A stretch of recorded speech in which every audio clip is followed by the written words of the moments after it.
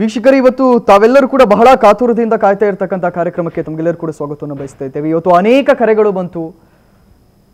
ಕಾವ್ಯನ ಆತ್ಮಹತ್ಯೆ, ಅದು ಆತ್ಮಹತ್ಯೆ ಅಲ್ಲ ಕೊಲೆಯೋ ಅಥವಾ ಈ ಸತ್ಯ ಅಸತ್ಯತೆಗಳ ಕುರಿತಾಗಿ ನಮಗೆ ನೋಡಬೇಕಾಗಿದೆ.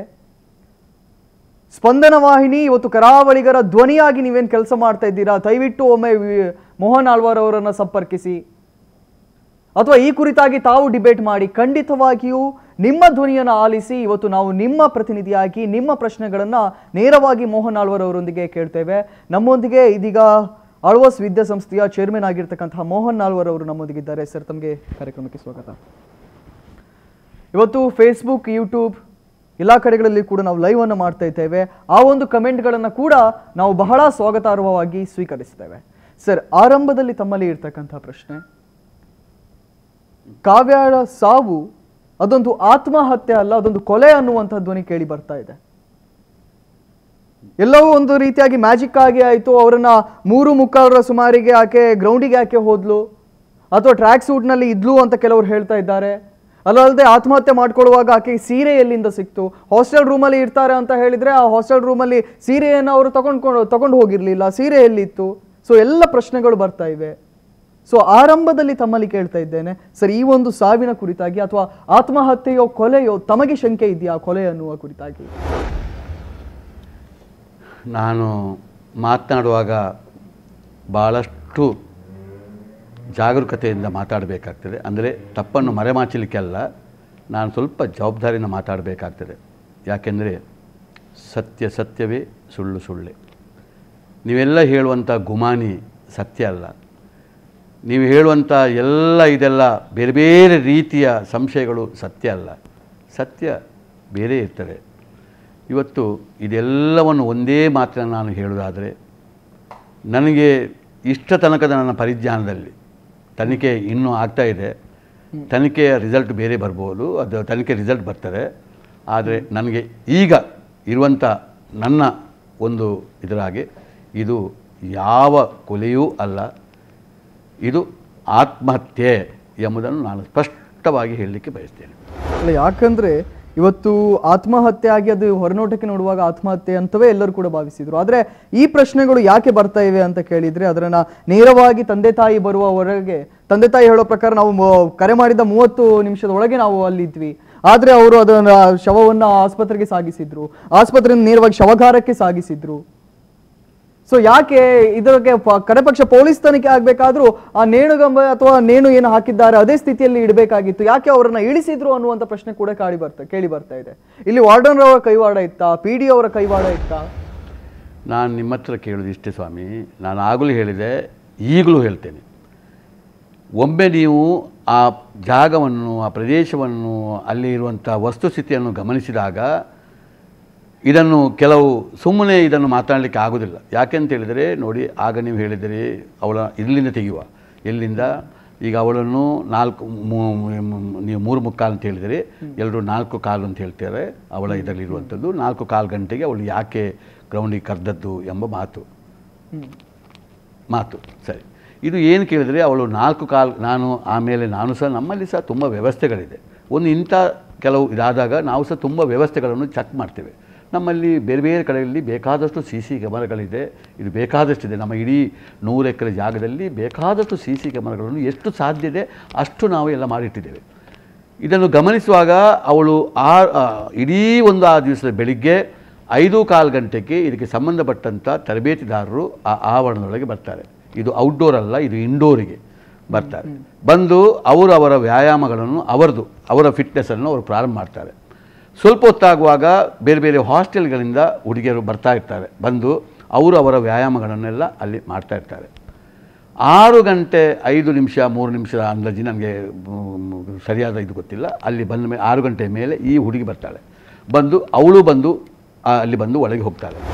6 ಗಂಟೆ ನಂತರ ಈ ಹುಡುಗಿ ಬರ್ತಾಳೆ. 6 ಗಂಟೆ ಮೇಲೆ ಈ ಹುಡುಗಿ ಬರ್ತಾಳೆ. ಸೊ ಹಾಗಾದ್ರೆ 4:15 ಅಥವಾ 3:15 ಅಂತ ಹೇಳ್ತಾ ಇರುವಂತದ್ದು? ಇಲ್ಲ. ಆಕೆ ಹಾಸ್ಟೆಲ್ ಇಂದ ಹೊರಟಿದ್ಲು ಅಂತ ಕೂಡ ಹೇಳ್ತಾ ಇದ್ದಾರೆ.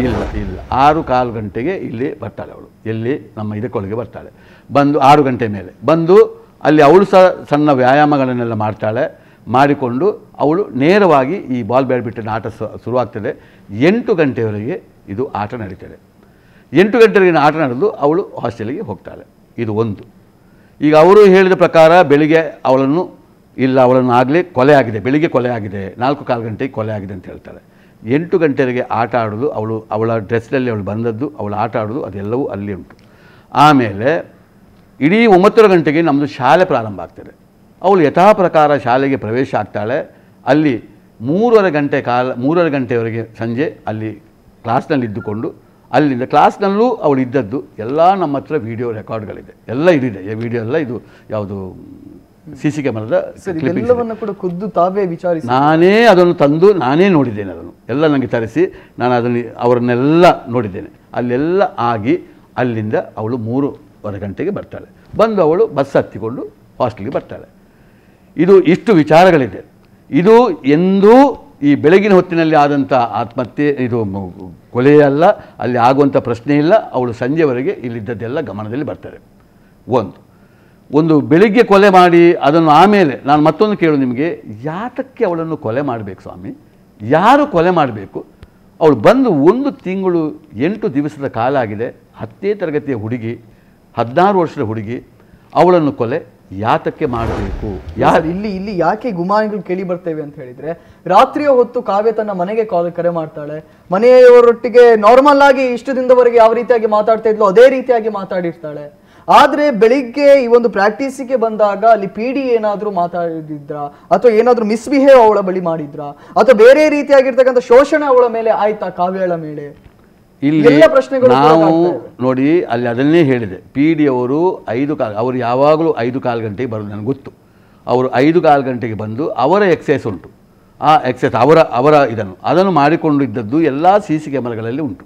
ಅವರು ಕಾರ್ನಲ್ಲಿ ಬರುವುದು, ನಮ್ಮ ಯಾವ ಗೇಟ್ನಲ್ಲಿ ಬರೋದು, ಎಲ್ಲಿ ಇಳಿಯೋದು, ಅವರು ಏನು ವ್ಯಾಯಾಮ ಮಾಡ್ತಾರೆ ಅದೆಲ್ಲ ಉಂಟು. ಆಮೇಲೆ ಇವಳು ಬರುವುದು, ಎಲ್ಲ ಬಂದು ಅಲ್ಲಿ ಇದೆಲ್ಲ ಮಾಡುವಂಥದ್ದು, ಯಾವುದು ವ್ಯಾಯಾಮ ಮಾಡುವಂಥದ್ದು, ಆಮೇಲೆ ಇದೆಲ್ಲ ಉಂಟು. ಇದರಲ್ಲಿ ಎಲ್ಲೂ ಅಲ್ಲಿ ಅವರು ಇಬ್ಬರು ಹೋಗುವಂಥದ್ದು ಅಥವಾ ಅಲ್ಲಿ ಏನೋ ಅಂಥ ಚಟುವಟಿಕೆ ನಡೆದದ್ದು ಯಾವುದಲ್ಲಿ ನಮಗೆ ಕಾಣಸಿಗುವುದು. ಸೊ ಹಾಗಾದರೆ ಹಾಸ್ಟೆಲಿಂದ ಅವಳು 3:45 ಅಥವಾ 4:15 ಹೊತ್ತರಲ್ಲಿ ಹೋಗಲೇ ಇಲ್ಲ ಅಂತ ತಾವು ಹೇಳ್ತಾ ಇದ್ದೀರಾ? ಖಂಡಿತ ಇಲ್ಲ. ಹೋದ್ರೆ ಅವಳು ಎಲ್ಲಿಗೆ ಹೋಗುದವಳು? ತಮ್ಮ ಪ್ರಕಾರ ಆಕೆ ಹಾಸ್ಟೆಲಿಂದ ಹೊರಗೆ ಹೆಜ್ಜೆ ಇಟ್ಟಿದ್ದೆ 6 ಗಂಟೆಗೆ. ನಮಗೆ CC ಕ್ಯಾಮರಾದಲ್ಲಿ ಹಾಗೆ ಕಾಣ್ತಾ ಇದೆ. ಅವಳು ಅಲ್ಲಿ ಒಳಗೆ ಹೊಕ್ಕುವುದೇ 6:15 ಗಂಟೆಗೆ, ಬೇರೆ ಕಡೆಗೆ ಎಲ್ಲೂ ಹೋಗ್ಲಿಕ್ಕಿಲ್ಲ. ಅಲ್ಲಿ 4:15 ಗಂಟೆಗೆ ಗ್ರೌಂಡಿಗೆ ಹೋಗುದು ಯಾಕೆ? ಓಪನ್ ಗ್ರೌಂಡಿಗೆ ಹೋಗುದು ಯಾಕೆ? ನಮ್ಮ ಕ್ರೀಡಾ ತರಬೇತಿ ಸ್ಟಾರ್ಟ್ ಆಗುದೇ 5:30 ಗಂಟೆ. ಮನೆಯವರೊಂದಿಗೆ ಕರೆ ಮಾತಾಡ್ತಾರೆ, ನಾಳೆ ನನಗೆ 4 ಗಂಟೆ ಹೊತ್ತಿಗೆ ನಾನು ಪ್ರಾಕ್ಟೀಸಿಗೆ ಹೋಗ್ಲಿಕ್ಕಿದೆ, ನನಗೆ ವ್ಯಾಯಾಮಕ್ಕೆ ಹೋಗ್ಲಿಕ್ಕಿದೆ. ಮನೆಯವರೊಂದಿಗೆ ಆ ಕಾಲ್ ರೆಕಾರ್ಡ್ ಏನಿದೆ ಅದರಲ್ಲಿ ಯಥಾ ಪ್ರಕಾರ ಅದೇ ರೀತಿಯಾಗಿದೆ. ಕಾವ್ಯ ಆ ರೀತಿಯಾಗಿ ನಾನು ಸಹ ಇದನ್ನು ಒಂದು TV ಮಾಧ್ಯಮದವರು ಮಾತನಾಡುವಾಗ ಅದನ್ನು ನುಡಿಸಿ ನನಗೆ ಕೇಳಿಸಿದ್ದಾರೆ, ನಾನು ಕೇಳಿದ್ದೇನೆ. ಅವಳು ಏನು ತಪ್ಪಿ ಮೀನಿ ಹೇಳಿದ್ದಾಳ, ಅದು ಅವಳು ಹೇಳಿದ ಮಾತು. ನನಗೆ PD ಅದನ್ನು ಹೇಳಿದ ಮಾತು ಅಲ್ಲಿ ಇಲ್ಲ, ಇದು ಅವಳು ಹೇಳಿದ ಮಾತು. ನನಗೆ ಗೊತ್ತಿಲ್ಲ, ಇಲ್ಲ ಅದು ತಪ್ಪಿ ಹೇಳಿದಿಲ್ಲ ಅವಳು ಅಥವಾ ಅವಳು ತಪ್ಪು ತಿಳುವಳಿಕೆ ಮಾಡಿಕೊಂಡಲ್ಲ, ಅದು ನನಗೆ ಏನು ಗೊತ್ತಿಲ್ಲ. ನನಗೆ ಆ ಬಗ್ಗೆ ನಾನು ಸ್ಪಷ್ಟೀಕರಣ ಕೊಡಲಿಕ್ಕೆ ನಾನು ಸಿದ್ಧನಿಲ್ಲ. ಅದು ಆ ಮಾತಿಗೆ ನನಗೆ ಅವಳಲ್ಲಿ ಬಂದದ್ದು ಇಷ್ಟು ಗಂಟೆಗಿಂತಲೇ ನಮ್ಮ ದಾಖಲೆ ಇದೆ, ಅಷ್ಟು ಮಾತ್ರ ನಾನು ಹೇಳ್ತೇನೆ. ಆ ದಾಖಲೆಗಳನ್ನು ಕೂಡ ನಾವು ನಿಮ್ಮೆದುರಿಗೆ ತೋರಿಸುವಂಥ ಪ್ರಯತ್ನವನ್ನು ಮಾಡ್ತೇವೆ. CCTVಯ ಫುಟೇಜ್ಗಳೇನಿವೆ ಅದು ಕೂಡ ಎಕ್ಸ್ಕ್ಲೂಸಿವ್ ಆಗಿ ಸ್ಪಂದನ ವಾಹಿನಿಯಲ್ಲಿ ನಿಮ್ಮೆದುರಿಗೆ ತೋರಿಸ್ತೇವೆ. ಸರ್, ಈಗ ಮುಂದುವರೆದು ಹೋಗುವುದಾದರೆ ಇನ್ನೊಂದು ರೀತಿಯಾಗಿರ್ತಕ್ಕಂಥ ಮಾತುಗಳು ಕೇಳಿ ಬರ್ತಾ ಇರೋದು, ಈ ಹಿಂದಿನಿಂದಲೂ ಕೂಡ ಕೆಲವರು ಆತ್ಮಹತ್ಯೆಯನ್ನು ಮಾಡಿಕೊಂಡಿದ್ರು. ಆದರೆ ಆಳ್ವಾಸ್ ಶಿಕ್ಷಣ ಸಂಸ್ಥೆಯಲ್ಲಿ ಯಾವುದೂ ಕೂಡ ಹೊರಗೆ ಬರದೇ ಇರುವ ರೀತಿಯಲ್ಲಿ ನೋಡಿಕೊಂಡ್ರು. ಅದು ಕೂಡ ಹೆಚ್ಚಾಗಿ ಹುಡುಗಿಯರೇ ಆತ್ಮಹತ್ಯೆಯನ್ನು ಮಾಡಿಕೊಂಡ್ರು, ಹಾಸ್ಟೆಲ್ಗಳಲ್ಲಿ ಆತ್ಮಹತ್ಯೆಯನ್ನು ಮಾಡಿಕೊಂಡ್ರು. ಹೌದಾ? ನಾನು ಯಾವುದನ್ನು ಗುಟ್ಟಿಟ್ಟಿದ್ದೇನೆ ಅಂತೇಳಿ ಯಾವುಗಳನ್ನು ಹೇಳಿ ಸ್ವಾಮಿ, ಯಾವುದೇ ಇಂಥ ಆದ ಸಂದರ್ಭದಲ್ಲಿ ನಾವು ಯಥಾ ಪ್ರಕಾರ ಇದನ್ನು ಬಾಲಕರಿಗೆ ತಿಳಿಸುವುದು ಮತ್ತು ಇದಕ್ಕೆ ಸಂಬಂಧಪಟ್ಟ ಪೊಲೀಸ್ ಇಲಾಖೆಗೆ ತಿಳಿಸುವುದು, ಇದೆಲ್ಲವೂ ಯಥಾ ಪ್ರಕಾರವಾಗಿ ಅದರ ಏನು ತನಿಖೆ ಇದೆ, ಅದು ಯಾವುದಿದೆ ಅದೆಲ್ಲವೂ ಆಗಿ ಇದು ಯಾವತ್ತೂ ಇವತ್ತು ನಮಗೆ ಯಾವುದೂ ಸಮಸ್ಯೆ ಆಗಿ ಉಳಿಲ್ಲ. ಅದು ಎಲ್ಲ ಪಾಲಕರಿಗೂ ಗೊತ್ತಿದೆ. ಅದು ಬೇರೆ ಬೇರೆ ಕಾರಣದಿಂದ ಬೇರೆ ಬೇರೆ ರೀತಿಯಲ್ಲಿ ಆಗಿದ್ದಿರಬಹುದು. ಇಡೀ ನಮ್ಮ 23 ವರ್ಷದಲ್ಲಿ ಇಲ್ಲಿರುವಂಥ ಇಷ್ಟು ಸಂಖ್ಯೆಯ ಮಕ್ಕಳಲ್ಲಿ ಬೇರೆ ಬೇರೆ ವಿಷಯದಲ್ಲಿ ಬೇರೆ ಬೇರೆ ರೀತಿಯ ಇದಾಗಿರ್ಬೋದು. ಆದರೆ ಎಂದೂ ಅದನ್ನು ಮುಚ್ಚುಮರೆ ಮಾಡೋದು, ಗುಟ್ಟು ಮಾಡೋದು ಎಂಬ ಪ್ರಶ್ನೆ ನಮ್ಮದು ಇಲ್ಲ ಸ್ವಾಮಿ. ಎಲ್ಲಿ ನಾವು ಮಾಡಿದಂಥ ಒಂದು ದಾಖಲೆ ನೀವು ಹೇಳಿ, ಇಂಥ ಯಾವುದಾದ್ರೂ ಒಂದು ಗಲಾಟೆಗಳಾದದ್ದನ್ನು ಯಾವುದಾದ್ರೂ ಒಂದನ್ನು ನೀವು ಹೇಳಿ. ಅಲ್ಲ, ನಿಜಕ್ಕೂ ಇವತ್ತು ಮೋಹನ್ ಆಳ್ವರವರೇ ಆ ಒಂದು ಪ್ರಶ್ನೆ ಕೂಡ ಬರ್ತಾ ಇದೆ. ಹಾಗಾದರೆ ಯಾಕೆ ಈ ಎಲ್ಲ ಮಾತುಗಳು ಬರ್ತಾ ಇವೆ? ಮೋಹನ್ ಆಳ್ವರವರು ಅದನ್ನು ಮುಚ್ಚಿಡ್ತಾ ಇದ್ದಾರೆ. ಅಲ್ಲಿ ಆತ್ಮಹತ್ಯೆಗಳನ್ನು ಮೋಹನ್ ಆಳ್ವರವರು ಮುಚ್ಚಿಡ್ತಾ ಇದ್ದಾರೆ, ಆಳ್ವ ಶಿಕ್ಷಣ ಸಂಸ್ಥೆ ಇವೆಲ್ಲವನ್ನ ಮುಚ್ಚಿಡ್ತಾ ಇದೆ. ಯಾಕೆ ಈ ಮಾತುಗಳು ಬರ್ತಾ ಇದೆ ಅನ್ನುವಂಥ ಪ್ರಶ್ನೆ ಆಗುತ್ತೆ. ಮಾತು ಅವರವರ ಯೋಗ್ಯತೆಗೆ ಅನುಗುಣವಾಗಿ, ಅವರವರ ಮನಸ್ಸಿಗೆ ಅನುಗುಣವಾಗಿ, ಅವರು ಕಟ್ಟಿಕೊಂಡಂಥ ಮನಸ್ಸಿಗೆ ಅನುಗುಣವಾಗಿ ಅವರವರು ಮಾತಾಡ್ತಾರೆ ಸ್ವಾಮಿ. ನಮಗೆ ಏನು ಮಾಡಲಿಕ್ಕೆ ಸಾಧ್ಯ ಉಂಟು ಹೇಳಿ? ಆದರೆ ಸತ್ಯ ಒಂದಿರುವುದಲ್ಲ. ಸತ್ಯವನ್ನು ಯಾರಿಗೂ ಒಂದು ಸುಳ್ಳು ಮಾಡಲಿಕ್ಕೆ ಆಗ್ತದ? ಸುಳ್ಳನ್ನು ಸತ್ಯ ಮಾಡಲಿಕ್ಕೆ ಆಗ್ತದ? ಎಲ್ಲೂ ಸಿಕ್ಕದಂಥ ದಾಖಲೆಗಳು, ಎಲ್ಲಿ ಸಿಕ್ಕದಂಥ ವಿಚಾರಗಳು ಊರಿನವ್ರು ಮಾತಾಡ್ತಾರೆ ಅಂತೇಳಿ ನಾನು ಏನು ಮಾತಾಡಿದ್ರು ನೋಡಿ ಹೇಳಿ. ನಾನು ನಿಮ್ಮ ಹತ್ರ ನೇರವಾಗಿ ಪ್ರಶ್ನೆ ಕೇಳ್ತೇನೆ, ಅಂಥ ವಿಚಾರಗಳು ಯಾವುದಿದೆ? ಯಾವ ವಿಚಾರದಲ್ಲಿ ನೀವು ನಮ್ಮ ಹತ್ರ ಕೇಳ್ತೀರಿ ಹೇಳಿ? ಯಾವುದನ್ನು ನಾವು ಗುಟ್ಟಿಟ್ಟಿದ್ದೇವೆ? ಏನು ಗುಟ್ಟು? ನನ್ನ ಲೈಫೇ ಪಾರದರ್ಶಕವಾಗಿ ಇರಬೇಕು ಅಂತ ನಾನು ಯಾವಾಗಲೂ ವಾದ ಮಾಡಿಕೊಂಡಿರುವವ. ತಂದೆ ತಾಯಿ, ಆ ಮಗುವಿನ ತಂದೆ ತಾಯಿ ಆತ್ಮಹತ್ಯೆ ಅಥವಾ ಕೊಲೆ ಅವರ ಪ್ರಕಾರ ಏನೇ ಇರಲಿ, ಅದಾದ ಕೆಲವು ದಿನಗಳ ನಂತರ ಮಾಧ್ಯಮದ ಎದುರಿಗೆ ಬಂದು ಅವರು ಈ ಅಭಿಪ್ರಾಯಗಳನ್ನು ತಿಳಿಸ್ತಾರೆ. ಈ ರೀತಿ ಆಗಿವೆ, ನನ್ನ ಮಗಳು ಆತ್ಮಹತ್ಯೆಯನ್ನು ಮಾಡಿಕೊಳ್ಳುವವಳೇ ಅಲ್ಲ, ಅವಳು ಬಹಳ ಆತ್ಮಸ್ಥೈರ್ಯದಿಂದ ಇದ್ದವಳು, ಬಹುಶಃ ಅಲ್ಲಿ ಯಾವುದೋ ಒಂದು ಅಹಿತಕರ ಘಟನೆ ನಡೆದಿದೆ, ಅವಳ ಮೇಲೆ ಶೋಷಣೆ ಆಗಿದೆ, ಹಾಗಾಗಿಯೇ ಈ ರೀತಿ ಆಗ್ತಾ ಇದೆ ಅನ್ನೋದು ಅವರ ಹೆತ್ತವರ ಮಾತುಗಳು. ನಾನು ನಿಮ್ಮ ಹತ್ರ ಕೇಳು ಸ್ವಾಮಿ, ಹಾಗಾದರೆ ಆ ದಿವಸ ಬಂದ ದಿವಸವೇ, ಅವರು ಇಂಥ ಘಟನೆ ಆದ ದಿವಸವೇ 1.25 ಗಂಟೆವರೆಗೆ ಇಲ್ಲಿ ಇದ್ದುಕೊಂಡು ಇಡೀ ಮಹಾಜರೆಲ್ಲ ಆಗಿ ಹೋದ್ರಲ್ಲ, ಆಗ ಯಾಕೆ ಈ ಮಾತು ಬರಲಿಲ್ಲ? ಮರುದಿವಸ ಬೆಳಿಗ್ಗೆ ಸಹ ಪೋಸ್ಟ್ ಮಾರ್ಟಮ್ ಆಗಿ ಇದೆಲ್ಲ ಹೋಯ್ತಲ್ಲ, ಆಗ ಯಾಕೆ ಈ ಮಾತು ಬರಲಿಲ್ಲ? ಮನೆ ಕೊಂಡೋಗಿ ದಫನ ಮಾಡಿದ್ರಲ್ಲ, ಎಲ್ಲ ದಫನ ಮಾಡಿ ಮುಗಿಸಿದ ಮೇಲೆ 1-2 ದಿನ ಕಳೀತಲ್ಲ, ಅಲ್ಲಿವರೆಗೆ ಯಾಕೆ ಈ ಮಾತು ಬರಲಿಲ್ಲ?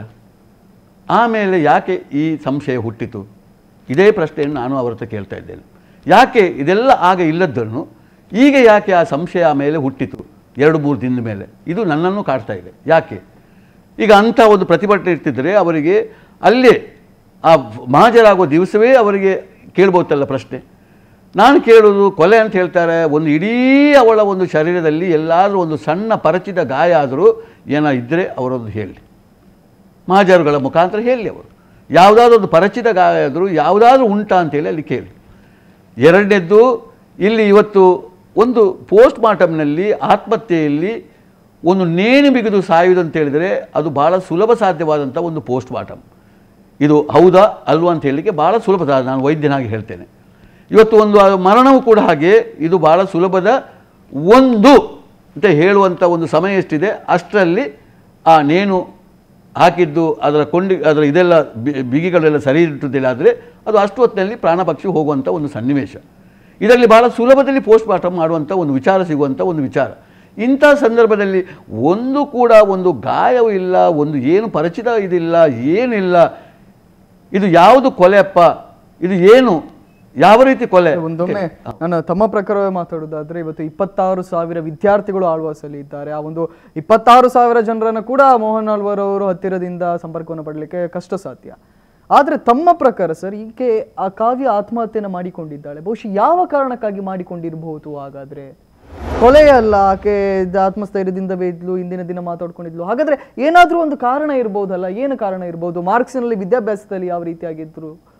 ನಾನು ಸುಮ್ಮನೆ ಅಪವಾದವನ್ನು ಹಾಕಲಿಕ್ಕೆ ನಾನು ತಯಾರಿಲ್ಲ, ಒಂದು. ಎರಡನೇದ್ದು, ಸುಮ್ಮನೆ ಪಾಸಿಂಗ್ ದ ಬಾಲ್ ಸಹ ಆಗಬಾರ್ದು.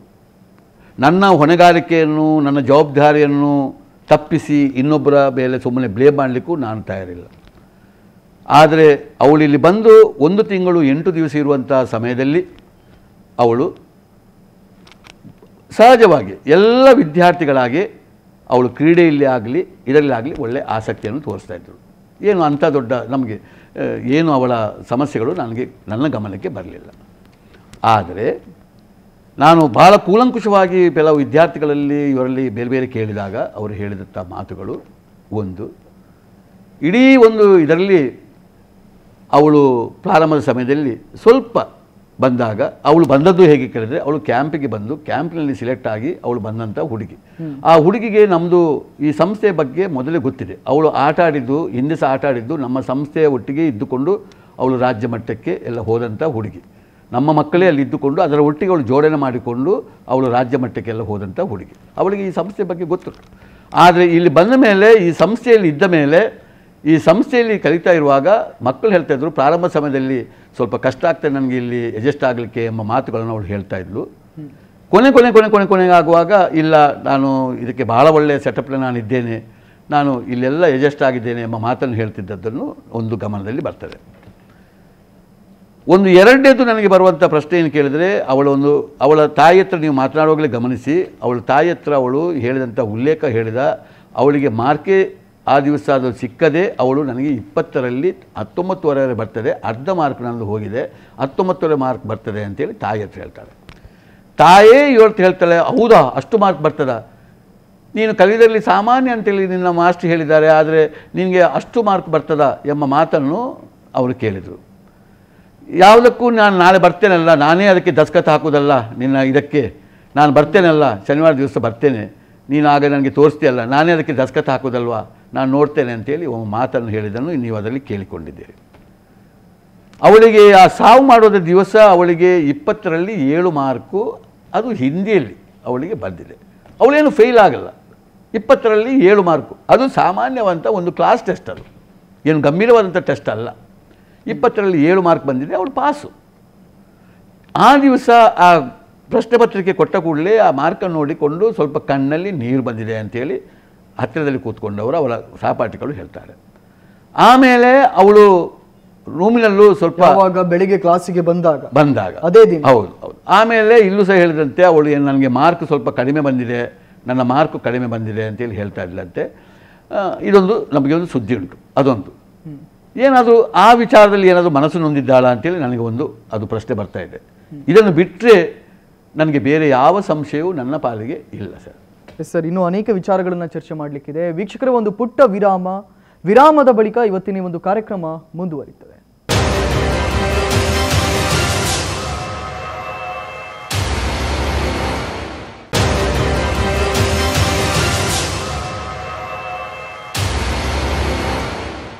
ವೀಕ್ಷಕರೇ, ವಿರಾಮದ ಬಳಿಕ ಮತ್ತೊಮ್ಮೆ ಕಾರ್ಯಕ್ರಮಕ್ಕೆ ತಮಗೆಲ್ಲರೂ ಕೂಡ ಸ್ವಾಗತವನ್ನು ಬಯಸ್ತಾ ಇದ್ದೇವೆ. ನಾವೇನು CCTVಯ ಫುಟೇಜ್ಗಳನ್ನು ನಾವು ನಿಮ್ಮ ಎದುರಿಗೆ ತೋರಿಸ್ತಾ ಇದ್ದೇವೆ. ಯಾವ ರೀತಿಯಾಗಿ ಯಾವ ಹೊತ್ತಿನಲ್ಲಿ ಆಕೆ ಎಲ್ಲೆಲ್ಲಿ ಇದ್ಲು ಅನ್ನುವಂಥ ಫುಟೇಜನ್ನು ಕೂಡ ನೋಡ್ಕೊಂಡು ಬರೋಣ. ಸೊ ಸಣ್ಣದೊಂದು ಸ್ಲೈಡನ್ನು ನಾವು ನಿಮ್ಮ ಎದುರಿಗೆ ತೋರಿಸ್ತಾ ಹೋಗ್ತೇವೆ. ಅದಾದ ನಂತರ ಕಾರ್ಯಕ್ರಮವನ್ನು ಮುಂದುವರಿಸ್ತೇವೆ.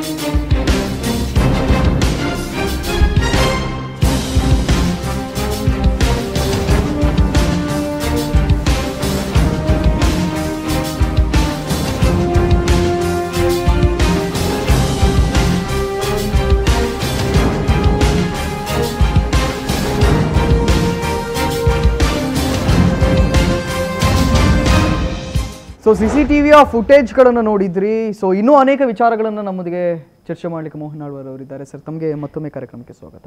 ಸೊ ತಮ್ಮ ಪ್ರಕಾರ ಹಾಗಾದರೆ ತಾವು ಹೇಳುವ ಹಾಗೆ ಇಲ್ಲ ಆತ್ಮಹತ್ಯೆ ಅಲ್ಲ ಅದು, ಅಥವಾ ಆ ಮಗುವನ್ನು ಆತ್ಮಹತ್ಯೆ ಮಾಡಲಿಕ್ಕೆ ನಮಗೆ ಯಾವುದೇ ರೀತಿಯಾಗಿರ್ತಕ್ಕಂಥ ವೈಯಕ್ತಿಕ ದ್ವೇಷ ಆಕೆಯ ಮೇಲಿಲ್ಲ, ಹಾಗಾದರೆ ಯಾಕೆ ಈ ವಿಚಾರಗಳೆಲ್ಲ ಹುಟ್ಟುಕೊಳ್ತವೆ? ಸೊ ತಮಗೆ ಯಾರು ವೈರಿಗಳಿದ್ದಾರಾ, ಅಥವಾ ಬೇಕು ಅಂತ ಹೇಳಿ ಇದನ್ನು ಸೃಷ್ಟಿ ಮಾಡ್ತಾ ಇದ್ದೀರಾ? ನಾನು ತಮ್ಮಲ್ಲೇ ಕೇಳ್ತಾ ಇದ್ದೇನೆ. ಯಾಕಂತ ಹೇಳಿದರೆ ಇವತ್ತು ಸ್ಪಂದನ ವಾಹಿನಿ ಪಾರದರ್ಶಕವಾಗಿ ಎರಡೂ ವೇಯಲ್ಲಿ ಹೋಗಬೇಕಾಗಿದೆ. ಯಾವ ರೀತಿಯಲ್ಲಿ ಆ ಮಗುವಿನ ತಂದೆ ತಾಯಿಯ ಪೋಷಕರ ನೋವನ್ನು ಕೂಡ ನಾವು ಅರ್ಥ ಮಾಡ್ಕೊಳ್ಬೇಕು, ಅದರ ಜೊತೆಯಲ್ಲೇ ಇವತ್ತು ನಿಮ್ಮ ಹಳೆ ವಿದ್ಯಾರ್ಥಿಗಳ, ನಿಮ್ಮ 26,000 ವಿದ್ಯಾರ್ಥಿಗಳ ನೋವನ್ನು ಕೂಡ ನಾವು ಅರ್ಥ ಮಾಡ್ಕೊಳ್ಬೇಕಾಗ್ತದೆ. ಸರ್, ತಮ್ಮ ಮಾತು ಬೇಕಾಗಿದೆ. ನನಗೆ ಗೊತ್ತಿದ್ದು ನಾನು ಯಾರ ವೈರತ್ವವನ್ನು ನಾನು ಕಟ್ಟುವುದಿಲ್ಲ. ಇದು ನಾನು ಬಾಲ್ಯದಿಂದಲೂ ಇವತ್ತವರೆಗೆ ಬಹಳಷ್ಟು ನನ್ನನ್ನು ಅರ್ಥ ಮಾಡಿಕೊಂಡ ನನ್ನ ಸ್ನೇಹಿತರಿದ್ದಾರೆ. ನನ್ನ ಒಂದು ದೀರ್ಘವಾದಂಥ 65 ವರ್ಷ ಬಾಲ್ಯದಿಂದ ಬುದ್ಧಿ ತಿಳಿದ ನನ್ನ ಇವತ್ತವರೆಗೆ ನಾನು ನೋಡಿದರೆ, ವಿದ್ಯಾರ್ಥಿ ಆಗಿರುವಾಗಿರ್ಬೋದು, ಈಗ ನನ್ನ ಬದುಕಿನಲ್ಲಿರಬಹುದು, ನಾನು ಯಾರ ವೈರತ್ವವನ್ನು ನಾನು ಅದರಲ್ಲಿಯೂ ಆಶ್ಚರ್ಯ ಕಾವ್ಯಳ ವೈರತ್ವವನ್ನು ಸಾಧಿಸಿದ ಮೋಹನ್ ಆಳ್ವಾರ್ ಅವರು ನಾನು ವೈರತ್ವವನ್ನು ಸಾಧಿಸಲಿಕ್ಕೆ ನಾನು ಹೋಗೋದಿಲ್ಲ. ನನ್ನ ಲೈಫೇ ಏನು ಕೇಳಿದರೆ ಒಂದು ಪ್ರೀತಿಯ ಲೈಫು, ಸಂಬಂಧ ಲೈಫು. ನಾನು ವೈರತ್ವ ಮಾಡುವಂಥ ಪ್ರಶ್ನೆ ನನ್ನ ಹತ್ರ ಇಲ್ಲ. ನಾನು ವೈರಿಗಳ ಹತ್ರವೂ ಕೂಡ ಮಾತನಾಡುವಂಥ ಒಬ್ಬ ವ್ಯಕ್ತಿ. ನನಗೆ ವೈರತ್ವವೇ ಇಲ್ಲ. ನಾನು ಬಹಳಷ್ಟು ಹೊಂದಿಕೊಂಡು ಹೋಗುವ. ಏನಾದರೂ ಮಾಧ್ಯಮದ ಜೊತೆ ನನಗೆ ವೈರತ್ವ ಉಂಟು ಅಂತ ಕೇಳಿದರೆ ನನಗೆ ಯಾವ ಮಾಧ್ಯಮ ಜೊತೆಯೂ ನನ್ನ ಹತ್ರ ವೈರತ್ವ ಇಲ್ಲ. ಎಷ್ಟೋ ಬಾರಿ ನಿಮ್ಮಂಥವರು ನನ್ನನ್ನು ಬಹಳಷ್ಟು ಕೇಳ್ತಾ ಇರ್ತಾರೆ, ಬಂದು ನಮ್ಮೊಟ್ಟಿಗೆ ಕೂತ್ಕೊಂಡು 1 ಗಂಟೆ ಮಾತಾಡಿ ಹೀಗೆಲ್ಲ ಮಾತಾಡ್ತಾರೆ. ನಾನು ಹೆಚ್ಚು ಅದಕ್ಕೆ ಆಸಕ್ತಿ ತೋರಿಸೋದಿಲ್ಲ. ಯಾಕೆಂದು ಹೇಳಿದರೆ ಅನಾವಶ್ಯ ಹೋಗಿ ನಾವು ಯಾಕೆ ಮಾಧ್ಯಮದಲ್ಲಿ ಕೂತ್ಕೊಂಡು ನಾನು ಮಾತನಾಡಬೇಕು, ಅದನ್ನು ಕೂಡ ಕೆಲವರು ತಪ್ಪು ತಿಳ್ಕೊಬೋದು, ಇದು ಅವರ ಪ್ರಚಾರಕ್ಕೆ ಬೇಕಾಗಿ ಅದು ಮಾಡಿಕೊಳ್ಳೋದು ಅಂತೇಳಿ. ಅದಕ್ಕಾಗಿ ನಾನು ಅಷ್ಟಕ್ಕಷ್ಟೇ ಇರೋದು. ಯಾವ ಅಂಥ ಸಂದರ್ಭ ಬಂದರೂ ನಾನು ಹೋಗೋದಿಲ್ಲ. ಹಾಗಂತೇಳಿ ನನಗೆ ಯಾವ ಮಾಧ್ಯಮದೊಟ್ಟಿಗೂ ನಾನು ವೈರತ್ವವನ್ನು ಇಟ್ಟುಕೊಳ್ಳಿಲ್ಲ. ಅಲ್ಲ, ಮತ್ತೆ ಯಾಕೆ ಈ ಒಂದು ವಿಷಯ ಈ ರೀತಿ ಆಯಿತು ಅಂತ ಹೇಳ್ತಾರೆ? ತಮ್ಮ ಪ್ರಕಾರ ಆತ್ಮಹತ್ಯೆಯೂ ಅಲ್ಲ, ಅಥವಾ ತಮ್ಮ ವಿರುದ್ಧವಾಗಿ ಧ್ವನಿ ಎತ್ತಲಿಕ್ಕೆ ಯಾರೊಂದಿಗೆ ತಾವು ವೈರತ್ವವನ್ನು ಬೆಳೆಸ್ಕೊಳ್ಳಿಲ್ಲ. ಈಗ ಕೆಲವರು ಸುಮ್ಮನೆ ಹೇಳ್ತಾರೆ ನನ್ನ ವೃತ್ತಿಯ ಯಾರಾದರೂ ವೈರತ್ವ ಉಂಟು ಅಂತ ಹೇಳ್ತಾರೆ. ನನಗೆ ಯಾರ ಮೇಲೂ ನನಗೆ ಸಂಶಯ ಇಲ್ಲ. ನೇರವಾಗಿ ಕೆಲವು ಸಲ ಕೇಳ್ತಾರೆ, ಇಂಥ ಸಂಸ್ಥೆಯವ್ರಿಗೆ ನಿಮ್ಮ ಹತ್ರ ವೈರತ್ವ ಉಂಟು. ನಾನು 100ಕ್ಕೆ 100 ಹೇಳ್ತೇನೆ, ಅಂಥ ಯಾವ ಇದು ಕೂಡ ನನ್ನ ಎದುರೇ ಕಾಣೋದಿಲ್ಲ. ಅದು ನನಗೆ ಅದನ್ನೆಲ್ಲ ನಾನು ನಂಬುವುದೂ ಇಲ್ಲ.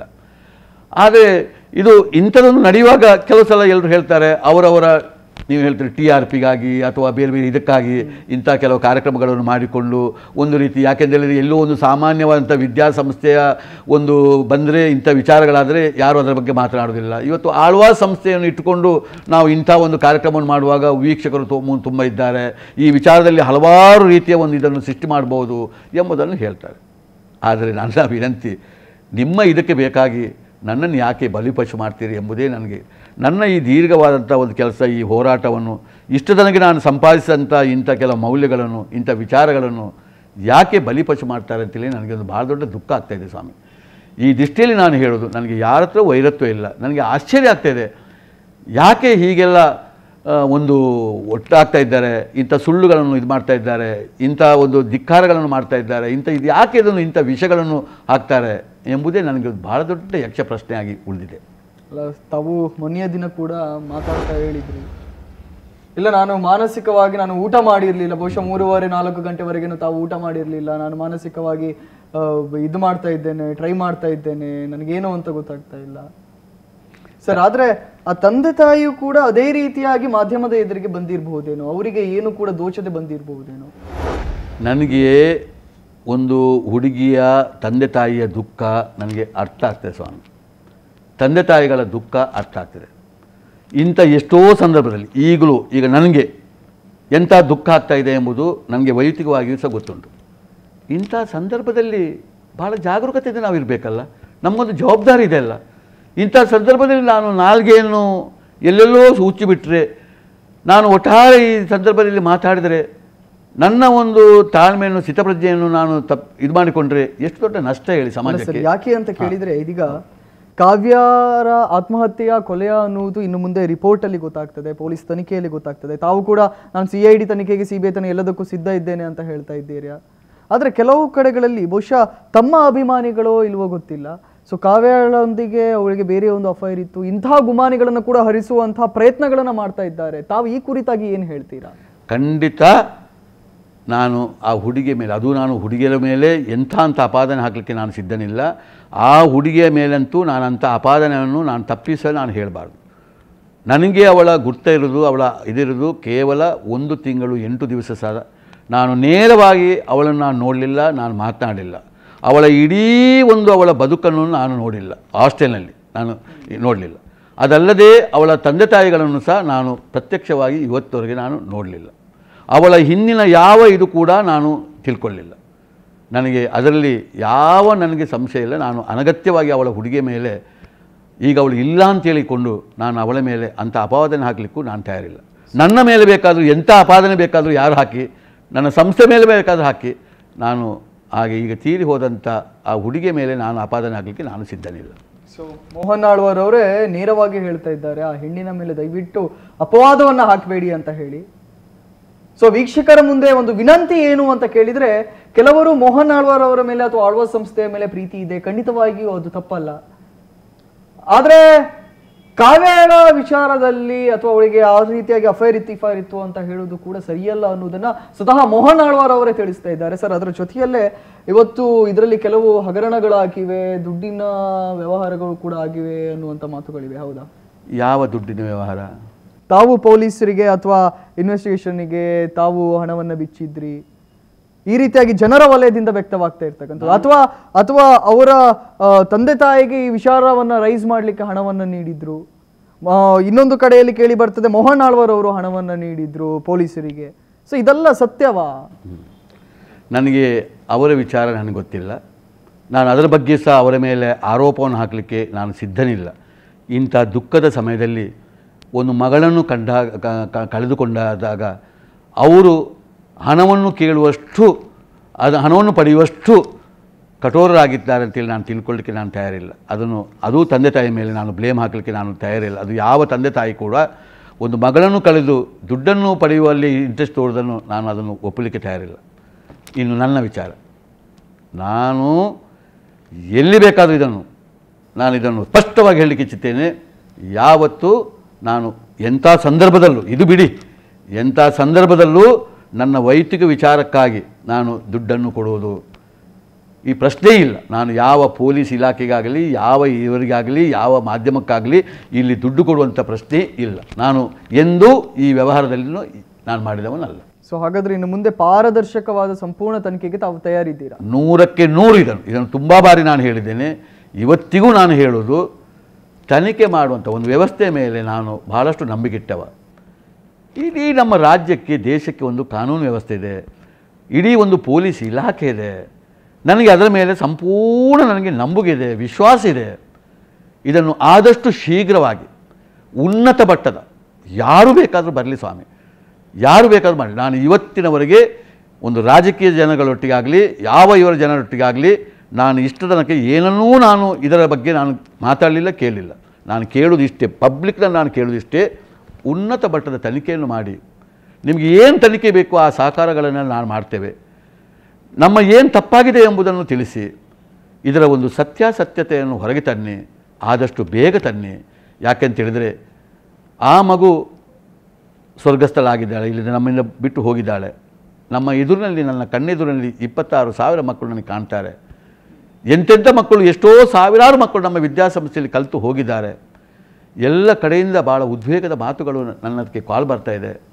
ನನಗೆ ಧೈರ್ಯ ತುಂಬುತ್ತಾ ಇದ್ದಾರೆ, ಉದ್ವೇಗದ ಮಾತುಗಳು ಹೇಳ್ತಾರೆ. ಅದರ ಜೊತೆಯಲ್ಲೇ ಇವತ್ತು ಈ ಒಂದು ಕಾವ್ಯಳ ಆತ್ಮಹತ್ಯೆ ವಿಚಾರದ ಜೊತೆ ಇನ್ನು ಅನೇಕ ವಿಚಾರಗಳನ್ನು ಜನರು ಮಾತಾಡ್ತಾ ಇದ್ದಾರೆ. ಅದು ಜಾಗವೇ ಸರಿ ಇಲ್ಲ, ಆಳ್ವಾಸ್ ಜಾಗವೇ ಸರಿ ಇಲ್ಲ, ಅದು ಆಳ್ವಾಸ್ ಅವರದ್ದು, ಮೋಹನ್ ಆಳ್ವಾರ್ ಅವರದ್ದೇ ಅಲ್ಲ. ಕಾಲೇಜಿನ ಹಾಸ್ಟೆಲ್ಗಳೇ ಸರಿ ಇಲ್ಲ, ಅಲ್ಲಿ ವಾರ್ಡನ್ಗಳೇ ಸರಿ ಇಲ್ಲ. ಇಷ್ಟು ವರ್ಷ ಬಂದದೆಲ್ಲವೂ ಕೂಡ ಡ್ರಾಮಾವನ್ನ ಮಾಡ್ಕೊಂಡು ಬಂದಿದ್ದಾರೆ. 25 ವರ್ಷ 26,000 ಜನರಿಗೆ ಅವರು ಕಿರುಕುಳವನ್ನ ನೀಡ್ತಾ ಇದ್ದಾರೆ, ಅಷ್ಟು ಜನ ವಿದ್ಯಾರ್ಥಿಗೆ. ಈ ರೀತಿಯಾಗಿರ್ತಕ್ಕಂಥ ಮಾತುಗಳು ಕೇಳಿ ಬರ್ತಾ ಇದೆ ಸರ್. ತಾವು ಅದಕ್ಕೆ ಯಾವ ರೀತಿಯಾಗಿ ಪ್ರತಿಕ್ರಿಯೆ? ನಾನು ಹೇಳ್ತೇನೆ ಸ್ವಾಮಿ, ನಿಮಗೆ ಎಷ್ಟು ಕುಟುಂಬಗಳು ಬೇಕು?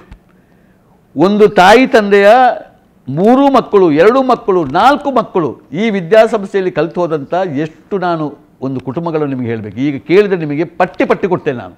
ಯಾವತ್ತೂ ಅವರನ್ನು ಸಂಪರ್ಕ ಮಾಡಿ. ನಮ್ಮ ಅಸಂಖ್ಯಾತ ಒಂದು ಇಡೀ ಕುಟುಂಬದ ಜನಗಳು ಬಂದವರು, ಇಡೀ ಊರಿನಿಂದಲೇ ಊರಿಗೆ ಬಂದವರು, ಇಡೀ ಶಾಲೆಯಿಂದ ಶಾಲೆಗೆ ಬಂದವರು, ಇಂಥ ಎಷ್ಟು ಪಟ್ಟಿಗಳು ಬೇಕು. ಅದು ನಮ್ಮ ಜಿಲ್ಲೆದು ಬೇಕಾ, ಹೊರ ಜಿಲ್ಲೆದು ಬೇಕಾ, ಹೊರ ರಾಜ್ಯದ ಬೇಕಾ, ಹೊರ ದೇಶದ ಬೇಕಾ, ಯಾವುದು ಬೇಕು ಹೇಳಿ. ನಾನು ಫೋನ್ ನಂಬರ್ ಸಮೇತ ನಿಮಗೆ ಕೊಡ್ತಾ ಇದ್ದೇನೆ. ಮಾತಾಡಿ ಅವರ ಹತ್ರ, ಅವರು ಮಾತಾಡಲಿ. ಇವತ್ತು ನನ್ನ ಮೇಲೆ ಅಂಥ ಒಂದು ಇಲ್ಲಿ ಒಂದು ಇದು ಉಂಟು ಅಂತ ಹೇಳಿದರೆ, ಒಂದು ಮಗಳು ಸೇರಿದ ಮೇಲೆ, ಒಂದು ಮಗ ಸೇರಿದ ಮೇಲೆ ಪುನಃ ಅವರ ತಮ್ಮ ತಂಗಿಯನ್ನು ಯಾಕೆ ಇಲ್ಲಿ ಸೇರಿಸ್ಬೇಕು ಹೇಳಿ. ಇಡೀ ಕುಟುಂಬಕ್ಕೆ ಸೇರಿದಂಥ ಇದೆಷ್ಟು ಜನ ಇದ್ದಾರೆ ಹೇಳಿ. ಇವತ್ತಿಗೂ ಒಂದು ಇಷ್ಟು ಸಾವಿರ ಮಕ್ಕಳು ಯಾಕೆ ನಾನು ನಿಮ್ಮ ಹತ್ರ ಹೇಳೋದು, ಇವತ್ತೊಂದು 45,000ಕ್ಕೂ ಮಿಕ್ಕಿದಂಥ ಹೈಸ್ಕೂಲ್ಗಳು ನಮ್ಮ ರಾಜ್ಯದಲ್ಲಿದೆ. ಒಂದು 6,000ಕ್ಕೂ ಮಿಕ್ಕಿದಂಥ ಪದವಿ ಪೂರ್ವ ಕಾಲೇಜು ಅವರವರ ಊರಿನಲ್ಲಿದೆ. ಇದನ್ನೆಲ್ಲ ಬಿಟ್ಟು ಆಳ್ವಾಸ್ ಸಂಸ್ಥೆಗೆ ಬರಬೇಕು ಯಾಕೆ ಹೇಳಿ. ಹಾಗಾದರೆ ನಾವು ಇಂಥ ಕೆಲವು ಕೆಟ್ಟ ಕೆಲಸಗಳನ್ನು ಮಾಡೋದಾದರೆ ಈ ಸಂಸ್ಥೆ ಉಳಿಲಿಕ್ಕೆ ಸಾಧ್ಯ ಇದೆ ಹೇಳಿ. ಇಷ್ಟು ಜನರ ಬೇಡಿಕೆ ಬರಲಿಕ್ಕೆ ಸಾಧ್ಯ ಇದೆ ಹೇಳಿ. ಇಷ್ಟು ಜನರ ಪ್ರೀತಿ ವಿಶ್ವಾಸ ಬರಲಿಕ್ಕೆ ಸಾಧ್ಯ ಇದೆ ಹೇಳಿ. ಇವತ್ತು ನಾನು ತಮ್ಮಲ್ಲಿ ಬಹುಶಃ ಈ ಒಂದು ಆತ್ಮಹತ್ಯೆಯ ಪ್ರಕರಣ ಅಥವಾ ಕೊಲೆಯ ಪ್ರಕರಣ ಇನ್ನು ಮುಂದೆ ತನಿಖೆಯಿಂದ ಸ್ಪಷ್ಟವಾಗಿ ಜನರಿಗೆ ತಿಳಿಲಿಕ್ಕಿದೆ. ಇದರ ನಡುವೆ ಸರ್, ನಾನು ತಮ್ಮಲ್ಲಿ ಒಂದು ಪ್ರಶ್ನೆಯನ್ನು ಕೇಳ್ತೇನೆ. ಇವತ್ತು ಆಳ್ವಾಸ್ ವಿರಾಸತ್ ಮುಖಾಂತರವಾಗಿ ರಾಷ್ಟ್ರ ವಿದೇಶ ಮಟ್ಟದಲ್ಲಿ ಎಸ್ಪೆಷಲಿ ಕರಾವಳಿಗರಿಗೆ ತಾವು ಹೆಸರನ್ನು ತಂದುಕೊಟ್ಟಿದ್ದೀರಾ, ಅಥವಾ ತಮ್ಮ ವಿದ್ಯಾಸಂಸ್ಥೆಯಲ್ಲಿ ಏನು 26,000 ಜನ ಅಂತ ಹೇಳಿದರೆ ದೇಶ ವಿದೇಶದಿಂದಲೂ ಇದ್ದಾರೆ, ದೇಶದ ಮೂಲೆ ಮೂಲೆಗಳಿಂದ ಇದ್ದಾರೆ. ಸೊ ಈ ಒಂದು ವಿಚಾರವನ್ನ ಇಟ್ಟುಕೊಂಡು ವಿರಾಸತ್ತಿನ ಅಗೇನ್ಸ್ಟ್ ಆಗಿ ಮಾತಾಡಿದ್ರೆ ಅಥವಾ ಆಳ್ವಾಸಿನ ಅಗೇನ್ಸ್ಟ್ ಆಗಿ ಮಾತಾಡಿದ್ರೆ ತಾವು ಅದಕ್ಕೆ ಯಾವ ರೀತಿಯಾಗಿರ್ತಕ್ಕಂಥ ಪ್ರತಿಕ್ರಿಯೆಯನ್ನು ನೀಡ್ತೀರಾ? ಅಥವಾ ತಮಗೆ ಏನು ಅನಿಸೋದಿಲ್ವಾ ಈ ಒಂದು ಪ್ರಕರಣದಿಂದ ಇಷ್ಟು ವರ್ಷಗಳ ಕಾಲ ನಡೆದುಕೊಂಡು ಬಂದಿರತಕ್ಕಂತಹ ಈ ಒಂದು ಹುರುಪು ಏನಿದೆ ಇದಕ್ಕೆಲ್ಲವೂ ಕೂಡ ಅಳಿಸಿ ಹೋಗ್ತದೆ ಅಂತ ತಮಗೆ ಅನಿಸೋದಿಲ್ಲ? ಇದನ್ನು ನಾನು ಬಹಳ ದುಃಖದಲ್ಲಿ ಹೇಳು ಸರ್. ಇವತ್ತು ನನ್ನ ವೈಯಕ್ತಿಕವಾಗಿ ಎಂಥ ಟೀಕೆ ಬರಲಿ ನಾನು ಅದನ್ನು ಸಹಿಸಿಕೊಳ್ತೇನೆ. ನನ್ನ ಏರುಪೇರುಗಳನ್ನು ನಾನು ಸಹಿಸಿಕೊಳ್ತೇನೆ. ಇದು ಏನಿದು ಸಹಿಸಿಕೊಳ್ತೇನೆ. ಆದರೆ ನಾನು ಕಟ್ಟಿದಂಥ ಒಂದು ಅಗಾಧವಂಥ ಸಂಸ್ಥೆ ಇದೆ, ಈ ಆಳ್ವಾಸ್ ಸಂಸ್ಥೆ. ಈ ಸಂಸ್ಥೆ ಬಹಳಷ್ಟು ವರ್ಷದಿಂದ ಒಂದು ಧ್ಯೇಯವನ್ನಿಟ್ಟುಕೊಂಡು ಹೋರಾಟ ಮಾಡಿದಂಥ ಸಂಸ್ಥೆ. ಈ ಸಂಸ್ಥೆಯಲ್ಲಿ ಈಗ ಹೇಳಿದಂಥ ಇಷ್ಟು ಸಂಖ್ಯೆಯ ಮಕ್ಕಳಿದ್ದಾರೆ, ಇದರಿಂದ ಹೊರಗೆ ಹೋದವರಿದ್ದಾರೆ.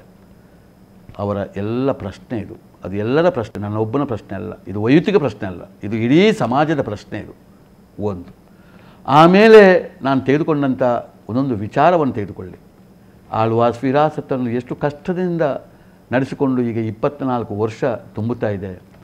ಆಚೆಯಿಂದ ನುಡಿಸಿರಿಯನ್ನು ಎಷ್ಟು ಕಷ್ಟದಿಂದ ಅದನ್ನು ಮಾಡಿಕೊಂಡು ಇಲ್ಲಿವರೆಗೆ ಬಂದು ಅದು 14 ವರ್ಷ ತುಂಬುತ್ತಾ ಇದೆ. ಇವತ್ತು ಇಷ್ಟೆಲ್ಲ ದತ್ತು ಸ್ವೀಕಾರದ ಯೋಜನೆಗಳು ಎಷ್ಟು ವರ್ಷದಿಂದ ಬಂದುಕೊಂಡು ಇವತ್ತು 4,500 ದತ್ತು ಸ್ವೀಕಾರ ಆದಂಥ ಯೋಚನೆಗಳಿದೆ. ಕನ್ನಡ ಮಾಧ್ಯಮ ಶಾಲೆಯನ್ನು ಕಟ್ಟಬೇಕು ಅಂತೇಳಿ ಅದನ್ನು ಕಟ್ಟಿಕೊಂಡು ಇಲ್ಲಿವರೆಗೆ ಬಂದಂಥ ವಿಚಾರ ಇದೆ. ಇದನ್ನು ಈಗ 758 ವಿದ್ಯಾರ್ಥಿಗಳಿದ್ದಾರೆ. 250 ಕೋಟಿ ರೂಪಾಯಿ ನನಗೆ ಲೋನ್ ಇದೆ. ಇದೆಲ್ಲ ಬಹಳ. ನಾನು ಹೇಳೋದು, ಈ ಸಂಸ್ಥೆ ಇದು ನನ್ನ ಒಬ್ಬನ ಸಂಸ್ಥೆ ಅಲ್ಲ, ಇದು ಸಮಾಜದ ಸಂಸ್ಥೆ. ನಾನು ಇವತ್ತವರೆಗೂ ಅದನ್ನು ಹಾಗೇ ಥಿಂಕ್ ಮಾಡ್ತಾ ಬಂದದ್ದು. ನನ್ನ ವಿಚಾರಗಳು ಕೂಡ ವಿರಾಸತ್ ಅಥವಾ ನುಡಿಸಿರಿ ಅದು ನಿಮಗೆ ಕಾಣುವಾಗ ಆಳ್ವಾಸ್ ಎಂಬ ಹೆಸರಿನಲ್ಲಿದ್ದುಕೊಂಡು ಅದು ಏಕ ವ್ಯಕ್ತಿದ್ದಂತೇಳಿ ನೀವು ಹೇಳ್ಬೋದು. ಆದರೆ ಇದು ಕೂಡ ಒಂದು ಸಮಾಜದ, ಇಡೀ ನಮ್ಮ ದಕ್ಷಿಣ ಕನ್ನಡ ಜಿಲ್ಲೆಯ, ನಮ್ಮ ರಾಜ್ಯದ, ನಮ್ಮ ಕನ್ನಡದ, ನಮ್ಮ ಸಂಸ್ಕೃತಿಯ ಒಂದು ಇಡೀ ಅದು ವಿಚಾರ ಆಗಿದೆ. ಇಂಥ ವಿಚಾರಗಳು 100 ಕಾಲ ಹೋಗಬೇಕು ಅಂತ ನನ್ನ ಆಸೆ. ಇಂಥ ಸಂದರ್ಭದಲ್ಲಿ ಸ್ವಲ್ಪ ಇದನ್ನು ಯಾಕೆ ಅಂತ ಕೇಳಿದರೆ, ಇದನ್ನು ಮುನ್ನಡೆಸಿಕೊಂಡು ಹೋಗಬೇಕಾದ ನನ್ನ ಕರ್ತವ್ಯ. ಈ ದೃಷ್ಟಿಯಲ್ಲಿ ನಾನು ದೇವರಲ್ಲಿ ಬೇಡೋದಿಷ್ಟೇ, ನಾನು ಧೃತಿ ಕೆಡಬಾರ್ದು. ನಾನು ಬಹಳಷ್ಟು ಒಂದು ಏಕಚಿತ್ತದಿಂದ ಇರಬೇಕು, ಬಹಳ ತಾಳ್ಮೆಯಿಂದ ಇರಬೇಕಾಗ್ತದೆ. ಬಹಳ ಇದನ್ನು ನಾನು ಕಾಪಾಡ್ತಾ ಕೊಂಡಿದ್ದೇನೆ ಸರ್. 250 ಕೋಟಿ ರೂಪಾಯಿಗಳ ಸಾಲದಲ್ಲಿದ್ದೇನೆ ಅಂತ ತಾವು ಹೇಳ್ತಾ ಇದ್ದೀರಾ. ಆದರೆ ಇನ್ನೊಂದು ಕಡೆಯಲ್ಲಿ ವಿದ್ಯಾರ್ಥಿಗಳ ಹತ್ರ ಇವರು ವಸೂಲಿ ಮಾಡ್ತಾರೆ ಅನ್ನುವಂಥ ಮಾತುಗಳು ಕೂಡ ಕೇಳಿ ಬರ್ತದೆ. ನಾನು ಈ ಪ್ರಶ್ನೆ ಕೂಡ ತಮ್ಮಲ್ಲಿ ಉತ್ತರವನ್ನು ಪಡೆದುಕೊಳ್ತೇನೆ. ಒಂದು ಪುಟ್ಟ ವಿರಾಮದ ಬಳಿಕ ಇವತ್ತಿನ ಒಂದು ಚರ್ಚೆ ಮುಂದುವರಿತದೆ.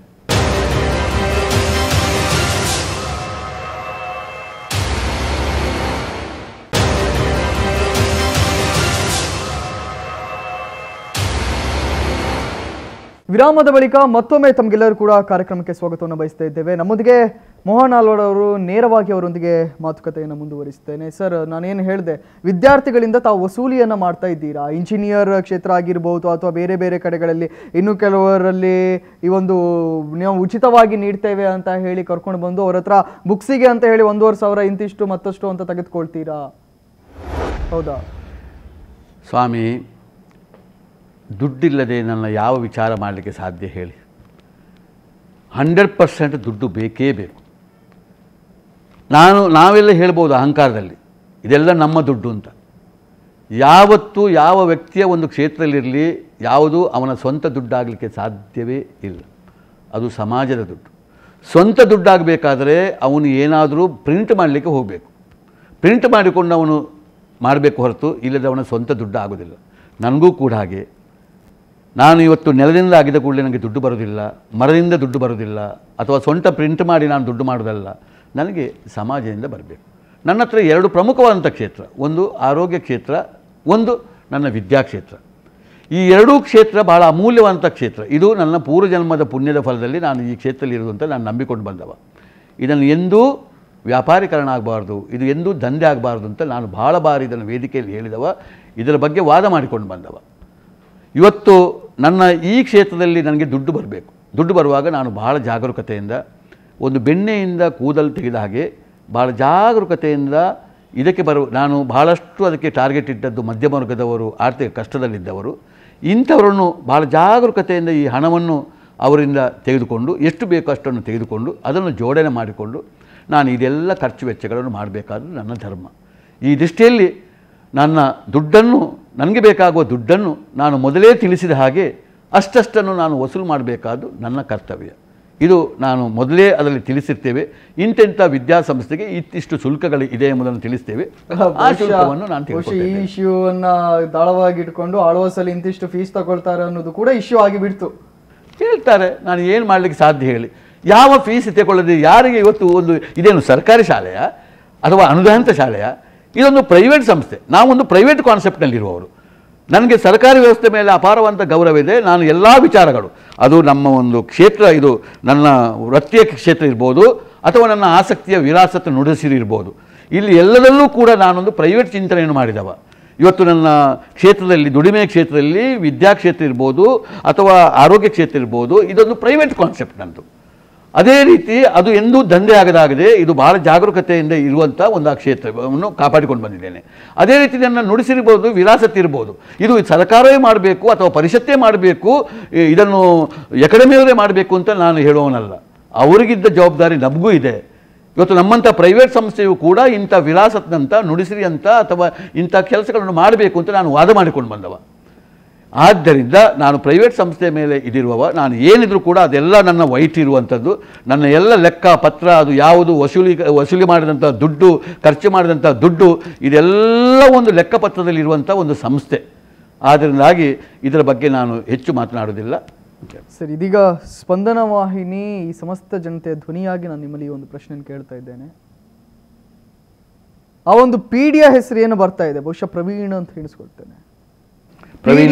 ಪ್ರವೀಣ್ ಪೂಜಾರಿ ಅವರ ರಕ್ಷಣೆಯನ್ನ ಮೋಹನ್ ಆಳ್ವರ್ ಅವರು ಮಾಡ್ತಾ ಇದ್ದಾರೆ. ಅವರು ಏನೋ ಒಂದು ಕಿತಾಬದಿಯನ್ನ ಮಾಡಿ ಒಂದು ಆತ್ಮಹತ್ಯೆ ಅಥವಾ ಕೊಲೆಯನ್ನಿಗೆ ಅವರು ಕಾರಣಕರ್ತರಾದ್ರು. ಅವರ ರಕ್ಷಣೆಯನ್ನ ಮೋಹನ್ ಆಳ್ವರ್ ಅವರು ಮಾಡ್ತಾ ಇದ್ದಾರೆ. ಹೌದಾ? ನಾನು ಯಾತಕ್ಕೆ ಮಾಡಬೇಕು ಸರ್? ನಾನು ಆಗಲೇ ಹೇಳಿದ್ದೇನೆ, ನನ್ನ ಸಂಸ್ಥೆಯನ್ನು ಬಿಟ್ಟು ನನ್ನನ್ನೇ ನಾನು ರಕ್ಷಣೆ ಮಾಡಲಿಕ್ಕೆ ಹೋಗೋದಿಲ್ಲ. ನನಗಿಂತ ಜಾಸ್ತಿ ನನ್ನ ಕಟ್ಟಿದಂಥ ಸಂಸ್ಥೆ ಭಾಳ ಮುಖ್ಯ. ಅದೇ ರೀತಿ ಇರುವಾಗ ನಾನು ನನ್ನ ಮಕ್ಕಳನ್ನಾದರೂ ರಕ್ಷಣೆ ಮಾಡಲಿಕ್ಕೆ ಹೋಗಿ ನನ್ನ ಸಂಸ್ಥೆಯನ್ನು ಹಾಳು ಮಾಡಲಿಕ್ಕೆ ಹೋಗುವಂಥ ಪ್ರಶ್ನೆ ಇಲ್ಲ. ಹೀಗಿರುವಾಗ ನನಗೆ ಒಬ್ಬ ಪ್ರವೀಣ್ ಪೂಜಾರಿ ಅವರನ್ನು ರಕ್ಷಣೆ ಮಾಡಲಿಕ್ಕೆ ನಾನು ಯಾಕೆ ಹೋಗಬೇಕು ಸರ್ ಹೇಳಿ? ಅವರೇನು ಕಟ್ಟಿದಂಥ ಈ ಸಂಸ್ಥೆ ಹೇಳಿ, ಅವರ ದೇಣಿಗೆ ಉಂಟು. ಅವರು ನನ್ನೊಟ್ಟಿಗೆ ಮನಸ್ಸು ಕೊಟ್ಟುಕೊಂಡು ನಮ್ಮಲ್ಲಿ ಒಂದು ಆಸಕ್ತಿಯ ಮೇಲೆ ಹೋರಾಟ ಮಾಡಿದವರು ಭಾಳ ದೀರ್ಘವಾಗಿ. ಅವರು ನಾನು ಹೊಸ್ತು ಕಾಣೋದಲ್ಲ, ಅವರು ವಿದ್ಯಾರ್ಥಿ ಆಗಿರುವಾಗಲೂ ನಾನು ಕಂಡಿದ್ದೇನೆ. ಅವರು ಮಾಡಿದಂಥ ಕೆಲಸಗಳನ್ನು ಆಗ ಮಾಡುವ ಸಾಧನೆಗೆ ನಾನು ಬೆನ್ನು ತಟ್ಟಿ ಅವರಿಗೆ ಆಗ ಪ್ರೋತ್ಸಾಹ ಕೊಟ್ಟಿದ್ದೇನೆ. ನಾನು ಅವರಿಗೆ ಸ್ಟೈಪೆಂಡ್ ಕೊಟ್ಟಿದ್ದೇನೆ. ಅವರು ಆಮೇಲೆ ಬೇರೆ ವಿದ್ಯಾಸಂಸ್ಥೆಯಲ್ಲಿ ಕೆಲಸ ಮಾಡಿದ್ದನ್ನು ನೋಡಿದ್ದೇನೆ. ನಮ್ಮ ಸಂಸ್ಥೆಗೂ ಬಂದು ನಮ್ಮಲ್ಲಿ ಬೇಕಾದಷ್ಟು ಕೆಲಸ ಮಾಡಿದವರು ಅವರು. ಅವರ ಹೆಂಡತಿ ಕೂಡ ನಮ್ಮಲ್ಲಿ ಕೆಲಸ ಮಾಡುವವರು. ಎಲ್ಲ ಉಂಟು, ನಾನು ಅದನ್ನೆಲ್ಲ ಒಪ್ಪುತ್ತೇನೆ. ಆದರೆ ಅವರಿಗೆ ಬೇಕಾಗಿ ನಾನು ಇಷ್ಟು ಒಂದು ಇದ್ದಂಥ ಸಂಸ್ಥೆಯನ್ನು ನಾನು ಕೈ ಚೆಲ್ಲಲಿಕ್ಕೆ ನಾನು ತಯಾರಿಲ್ಲ. ಅವರನ್ನು ರಕ್ಷಣೆ ಮಾಡಲಿಕ್ಕೆ ಬೇಕಾಗಿ ನನ್ನ ಇಷ್ಟೆಲ್ಲ ಜವಾಬ್ದಾರಿ ನಾನು ಬಿಟ್ಟು ಬಿಡಲಿಕ್ಕೆ ಎಷ್ಟು ಮಾತ್ರಕ್ಕೂ ನಾನು ತಯಾರಿಲ್ಲ. ಅಂಥ ತ್ಯಾಗ ಮಾಡುವಂಥ ಮನುಷ್ಯ ನಾನಲ್ಲ. ನನಗೆ ಅಂಥ ಅವರ ಹಂಗೂ ನನಗೆ ಇಲ್ಲ. ತಪ್ಪೆ. ಈ ಒಂದು ಪ್ರಕರಣ ಅದರ ಮೇಲೆ ನೀವು ಪ್ರವೀಣ್ ಪೂಜಾರಿ ಅವರ ಮೇಲೆ ಯಾವ ರೀತಿಯಾಗಿರ್ತಕ್ಕಂಥ ಕ್ರಮವನ್ನು ಕೈಗೊಳ್ಳಲಿಕ್ಕೆ ಮುಂದಾಗಿದ್ದೀರಿ? ನನಗೆ ಅವರ ಮೇಲೆ ವಿಶ್ವಾಸ ಇದೆ, ನಂಬಿಕೆ ಇದೆ. ಇನ್ನು ಏನು ತೀರ್ಪು ಬರ್ತದೆ, ಅವರು ಏನು ತಪ್ಪಿತಸ್ಥರಾಗೋದಿಲ್ಲ ಎಂಬುದನ್ನು ನಾನು ನೋಡಬೇಕಾಗ್ತದೆ. ನಾನು ಈಗ ಸದ್ಯದ ಮಟ್ಟಿಗೆ ನೀವು ನಮ್ಮ ಇದರೊಟ್ಟಿಗೆ ಯಾವುದೇ ಒಂದು ಇದರ ಜವಾಬ್ದಾರಿ ನಿಮಗೆ ಬೇಡ, ಯಾವ ತರಬೇತಿಯನ್ನು ಈಗ ಕೊಡಬೇಡಿ.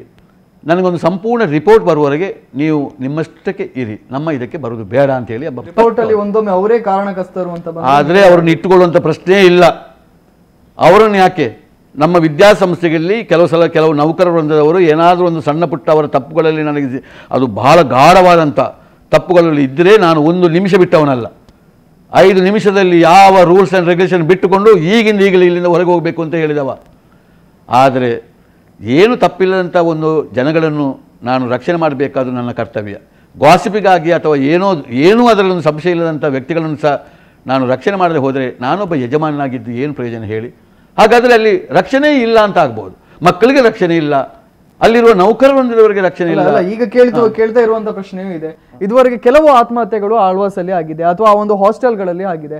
ಹಾಗಾದ್ರೆ ಇಲ್ಲಿ ವಿದ್ಯಾರ್ಥಿಗಳು ಒಂದೊಮ್ಮೆ ಕಷ್ಟವನ್ನ ಪಡ್ತಾ ಇದ್ದಾರೆ ಅಥವಾ ಅವ್ರ ನೋವನ್ನ ಹೇಳ್ಕೊಳ್ಳಿಕ್ಕೆ, ಅದನ್ನ ಕೇಳಲಿಕ್ಕೆ ಯಾವುದೇ ಕಮಿಟಿಗಳಿಲ್ವಾ? ಮಾನಸಿಕವಾಗಿ ಯಾರಾದ್ರೂ ಖಿನ್ನತೆಗೆ ಒಳಗಾದ್ರೆ ಅವರನ್ನ ಪರಿಶೀಲಿಸುವಂತಹ ಅಥವಾ ಅವರನ್ನಾಗೆ ಬುದ್ಧಿ ಹೇಳುವಂತಹ ಯಾವುದಾದ್ರೂ ಕಮಿಟಿಗಳಿವೆಯಾ? ಅಥವಾ ವಾರ್ಡನ್ಗಳು ಯಾವ ರೀತಿಯಾಗಿ ಕೆಲಸ ಮಾಡ್ತಾ ಇದ್ದಾರೆ? ಒಂದು 26,000 ಮಕ್ಕಳನ್ನು ನಾನಿಲ್ಲಿ ನೋಡ್ತಾ ಇರುವಾಗ ಒಂದೊಂದು ಹಾಸ್ಟೆಲ್ಗಳು 48 ಹಾಸ್ಟೆಲ್ಗಳಿದೆ. ಈ 48 ಹಾಸ್ಟೆಲ್ಗಳಲ್ಲಿ ನೀವು ನನ್ನನ್ನು ಹೇಳಿದ ಕೂಡಲೇ ನನ್ನ ಡಿಸಿಪ್ಲಿನ್ ಬಗ್ಗೆ ಹೇಳ್ತೀರಿ, ನಮ್ಮ ಇದರ ಬಗ್ಗೆ ಹೇಳ್ತೀರಿ. ಇದನ್ನೆಲ್ಲ ಮುನ್ನಡೆಸಿಕೊಂಡು ಹೋಗಬೇಕಾದ್ರೆ, ಇಷ್ಟೆಲ್ಲ ವಿಚಾರ ಆಗಬೇಕಾದ್ರೆ ಎಷ್ಟು ದೊಡ್ಡ ವರ್ಗ ನಮ್ಮಲ್ಲಿ ಬೇಕು? ಇವರೆಲ್ಲ ಇಲ್ಲದೆ ಹೋದರೆ ಇದನ್ನೆಲ್ಲ ಈ ಕಮಿಟಿಗಳು, ಇದಕ್ಕೆ ಸಂಬಂಧಪಟ್ಟ ಕಮಿಟಿಗಳು ಇದೆಲ್ಲ ಇಲ್ಲದೆ ಹೋದರೆ ಇದಿಷ್ಟು ಎಲ್ಲರೂ ಬಂದರೂ ಆಶ್ಚರ್ಯ ಪಡ್ತಾರೆ. ಇಷ್ಟು ಇರುವಂಥ ಈ ಮಕ್ಕಳನ್ನು, ಈ ಆವರಣವನ್ನು ನೀವು ಇಷ್ಟು ಒಳ್ಳೆಯ ರೀತಿಯಲ್ಲಿ ಒಂದು ಕೊಂಡೋಗಬೇಕಾದ್ರೆ ಇದಕ್ಕೊಂದು ಎಂಥ ವ್ಯವಸ್ಥೆ ಬೇಕು ಅಂತ ಎಲ್ಲರೂ ನಮ್ಮ ವ್ಯವಸ್ಥೆಯನ್ನು ಕೊಂಡಾಡ್ತಾ ಇದ್ದಾರೆ. ಇದಕ್ಕೆಲ್ಲ ಕಾರಣ ನಮ್ಮಲ್ಲಿ ಇದಕ್ಕೆಲ್ಲ ಬೇಕಾಗುವ ಕಮಿಟಿಗಳು, ಇದಕ್ಕೆ ಬೇಕಾಗುವ ವ್ಯವಸ್ಥೆಗಳು, ವಾರ್ಡನ್ಗಳು. ಸ್ವಾಮಿ ಎಷ್ಟು ವಾರ್ಡನ್ಗಳು ಬೇಕು ನಿಮಗೆ? ಒಂದು 50 ಜನರಿಗೆ 60 ಜನರಿಗೆ ಒಂದು 300ಕ್ಕೂ ಮಿಕ್ಕಿದಂಥ ವಾರ್ಡನ್ ನಮ್ಮಲ್ಲಿದ್ದಾರೆ, ಒಂದು 300ಕ್ಕೂ ಮಿಕ್ಕಿದಂಥ ಗಾರ್ಡುಗಳು ನಮ್ಮಲ್ಲಿದ್ದಾರೆ. ಎಷ್ಟು ಅದು ಒಂದು ವ್ಯವಸ್ಥೆಗಳು, ಅದು ಒಂದು ಹಂತ ಹಂತವಾಗಿ ವಾರ್ಡನ್ ಮೇಲೆ ಸೂಪರ್ವೈಸರ್ ಆದಮೇಲೆ ಸ್ಟೂಡೆಂಟ್ ವೆಲ್ಫೇರ್ ಆಫೀಸರ್ ಮೇಲೆ ಅಡ್ಮಿನಿಸ್ಟ್ರೇಟಿವ್ ಆಫೀಸರು, ಹೇಗೆ ಪ್ರತಿಯೊಂದೊಂದು ವಿಚಾರ ಒಂದೊಂದು ಜನಕ್ಕೆ ಒಂದೊಂದು ಬೇರೆ ಬೇರೆ ಹಾಸ್ಟೆಲ್ಗಳಿಗೆ ಬೇರೆ ಬೇರೆ ವ್ಯಕ್ತಿಯಲ್ಲಿದ್ದಾರೆ. ಒಂದು ಆರೋಗ್ಯಕ್ಕೆ ಸಂಬಂಧಪಟ್ಟಂಥ ಸಮಸ್ಯೆ ಬಂದರೆ ಏನು, ಅದು ಇಡೀ ಒಂದು ಆವರಣದಲ್ಲಿ ಅಲ್ಲಿರುವಂಥ ಮಕ್ಕಳಲ್ಲಿ ಅವರ ಪಾಲಕರಲ್ಲಿ ಕೇಳಿದರೆ ಗೊತ್ತಾಗ್ತದೆ. ಇಂಥ ಎಲ್ಲ ವ್ಯವಸ್ಥೆ ಇದ್ದದಕ್ಕೆ ಇಷ್ಟು ಜನ ಈ ದಕ್ಷಿಣ ಕನ್ನಡ ಜಿಲ್ಲೆಗೆ ಬರೋದು ಹೊರತು, ನಮ್ಮಲ್ಲಿ ಬರೋದು ಹೊರತು ಬೇರೆ ಯಾವುದಕ್ಕಲ್ಲ ಸ್ವಾಮಿ, ಇದಕ್ಕೇ ಬರೋದು. ಇದೆಲ್ಲವೂ ನಮ್ಮಲ್ಲಿ ಇದೆ. ಬಹುಶಃ ಆ ವಿಚಾರದಲ್ಲಿ ಅಷ್ಟು ಪ್ರಶ್ನೆ ಮಾಡಿಯೂ ಪ್ರಯೋಜನ ಇಲ್ಲ. ಯಾಕಂತ ಹೇಳಿದರೆ ಇವತ್ತು ದೇಶ ವಿದೇಶಗಳಿಂದಲೂ ಕೂಡ ವಿದ್ಯಾರ್ಥಿಗಳು ಆಳ್ವಾಸಿಗೆ ಬರ್ತಾರೆ. ಯಾಕೆ ಅಂತ ಕೇಳಿದರೆ ಆಳ್ವಾಸಲ್ಲಿ ಒಂದು ಹೆಸರಿದೆ, ಒಂದು ಪ್ರೆಸ್ಟೀಜ್ ಇದೆ ಅನ್ನುವ ಕಾರಣಕ್ಕಾಗಿ. ಸರ್, ನನ್ನ ತಮ್ಮಲ್ಲಿ ಇನ್ನು ಮುಂದೆ ಇದುವರೆಗೆ ಈ ರೀತಿಯಾಗಿರ್ತಕ್ಕಂಥ ಪ್ರಕರಣ ಆಯಿತು, ಇದೀಗ ಅನೇಕ ವಿದ್ಯಾರ್ಥಿಗಳು ಹೆದರಿದ್ದಾರೆ ಅಥವಾ ಅವರ ಪೋಷಕರು ಹೆದರಿರಬಹುದೇನೋ. ಬಹುಶಃ ತಾವು ಕೂಡ ನಿನ್ನೆಯಿಂದ ಅನೇಕ ಪೋಷಕರನ್ನು ಮೀಟ್ ಮಾಡಿದ್ದೀರಾ. ತಾವು ಪೋಷಕರಿಗೆ ಅಥವಾ ಅವರಿಗೆ ಇನ್ನು ಮುಂದೆ ಸಾಂತ್ವನವನ್ನು ಮಾಡಲಿಕ್ಕೆ ಅಥವಾ ಇನ್ನು ಮುಂದೆ ಯಾವ ರೀತಿಯಾಗಿ ಕ್ರಮವನ್ನು ಕೈಗೊಳ್ಳಬೇಕು ಈ ಕುರಿತಾಗಿ ಏನಾದರೂ ಚಿಂತನೆ ನಡೆಸಿದ್ದೀರಾ? ನಾನು ಇಲ್ಲಿ ಕಲಿತಿರುವಂಥ ಎಲ್ಲ ಮಕ್ಕಳಲ್ಲೂ ನನ್ನ ವಿನಂತಿ ಮಾಡೋದಿಷ್ಟೇ,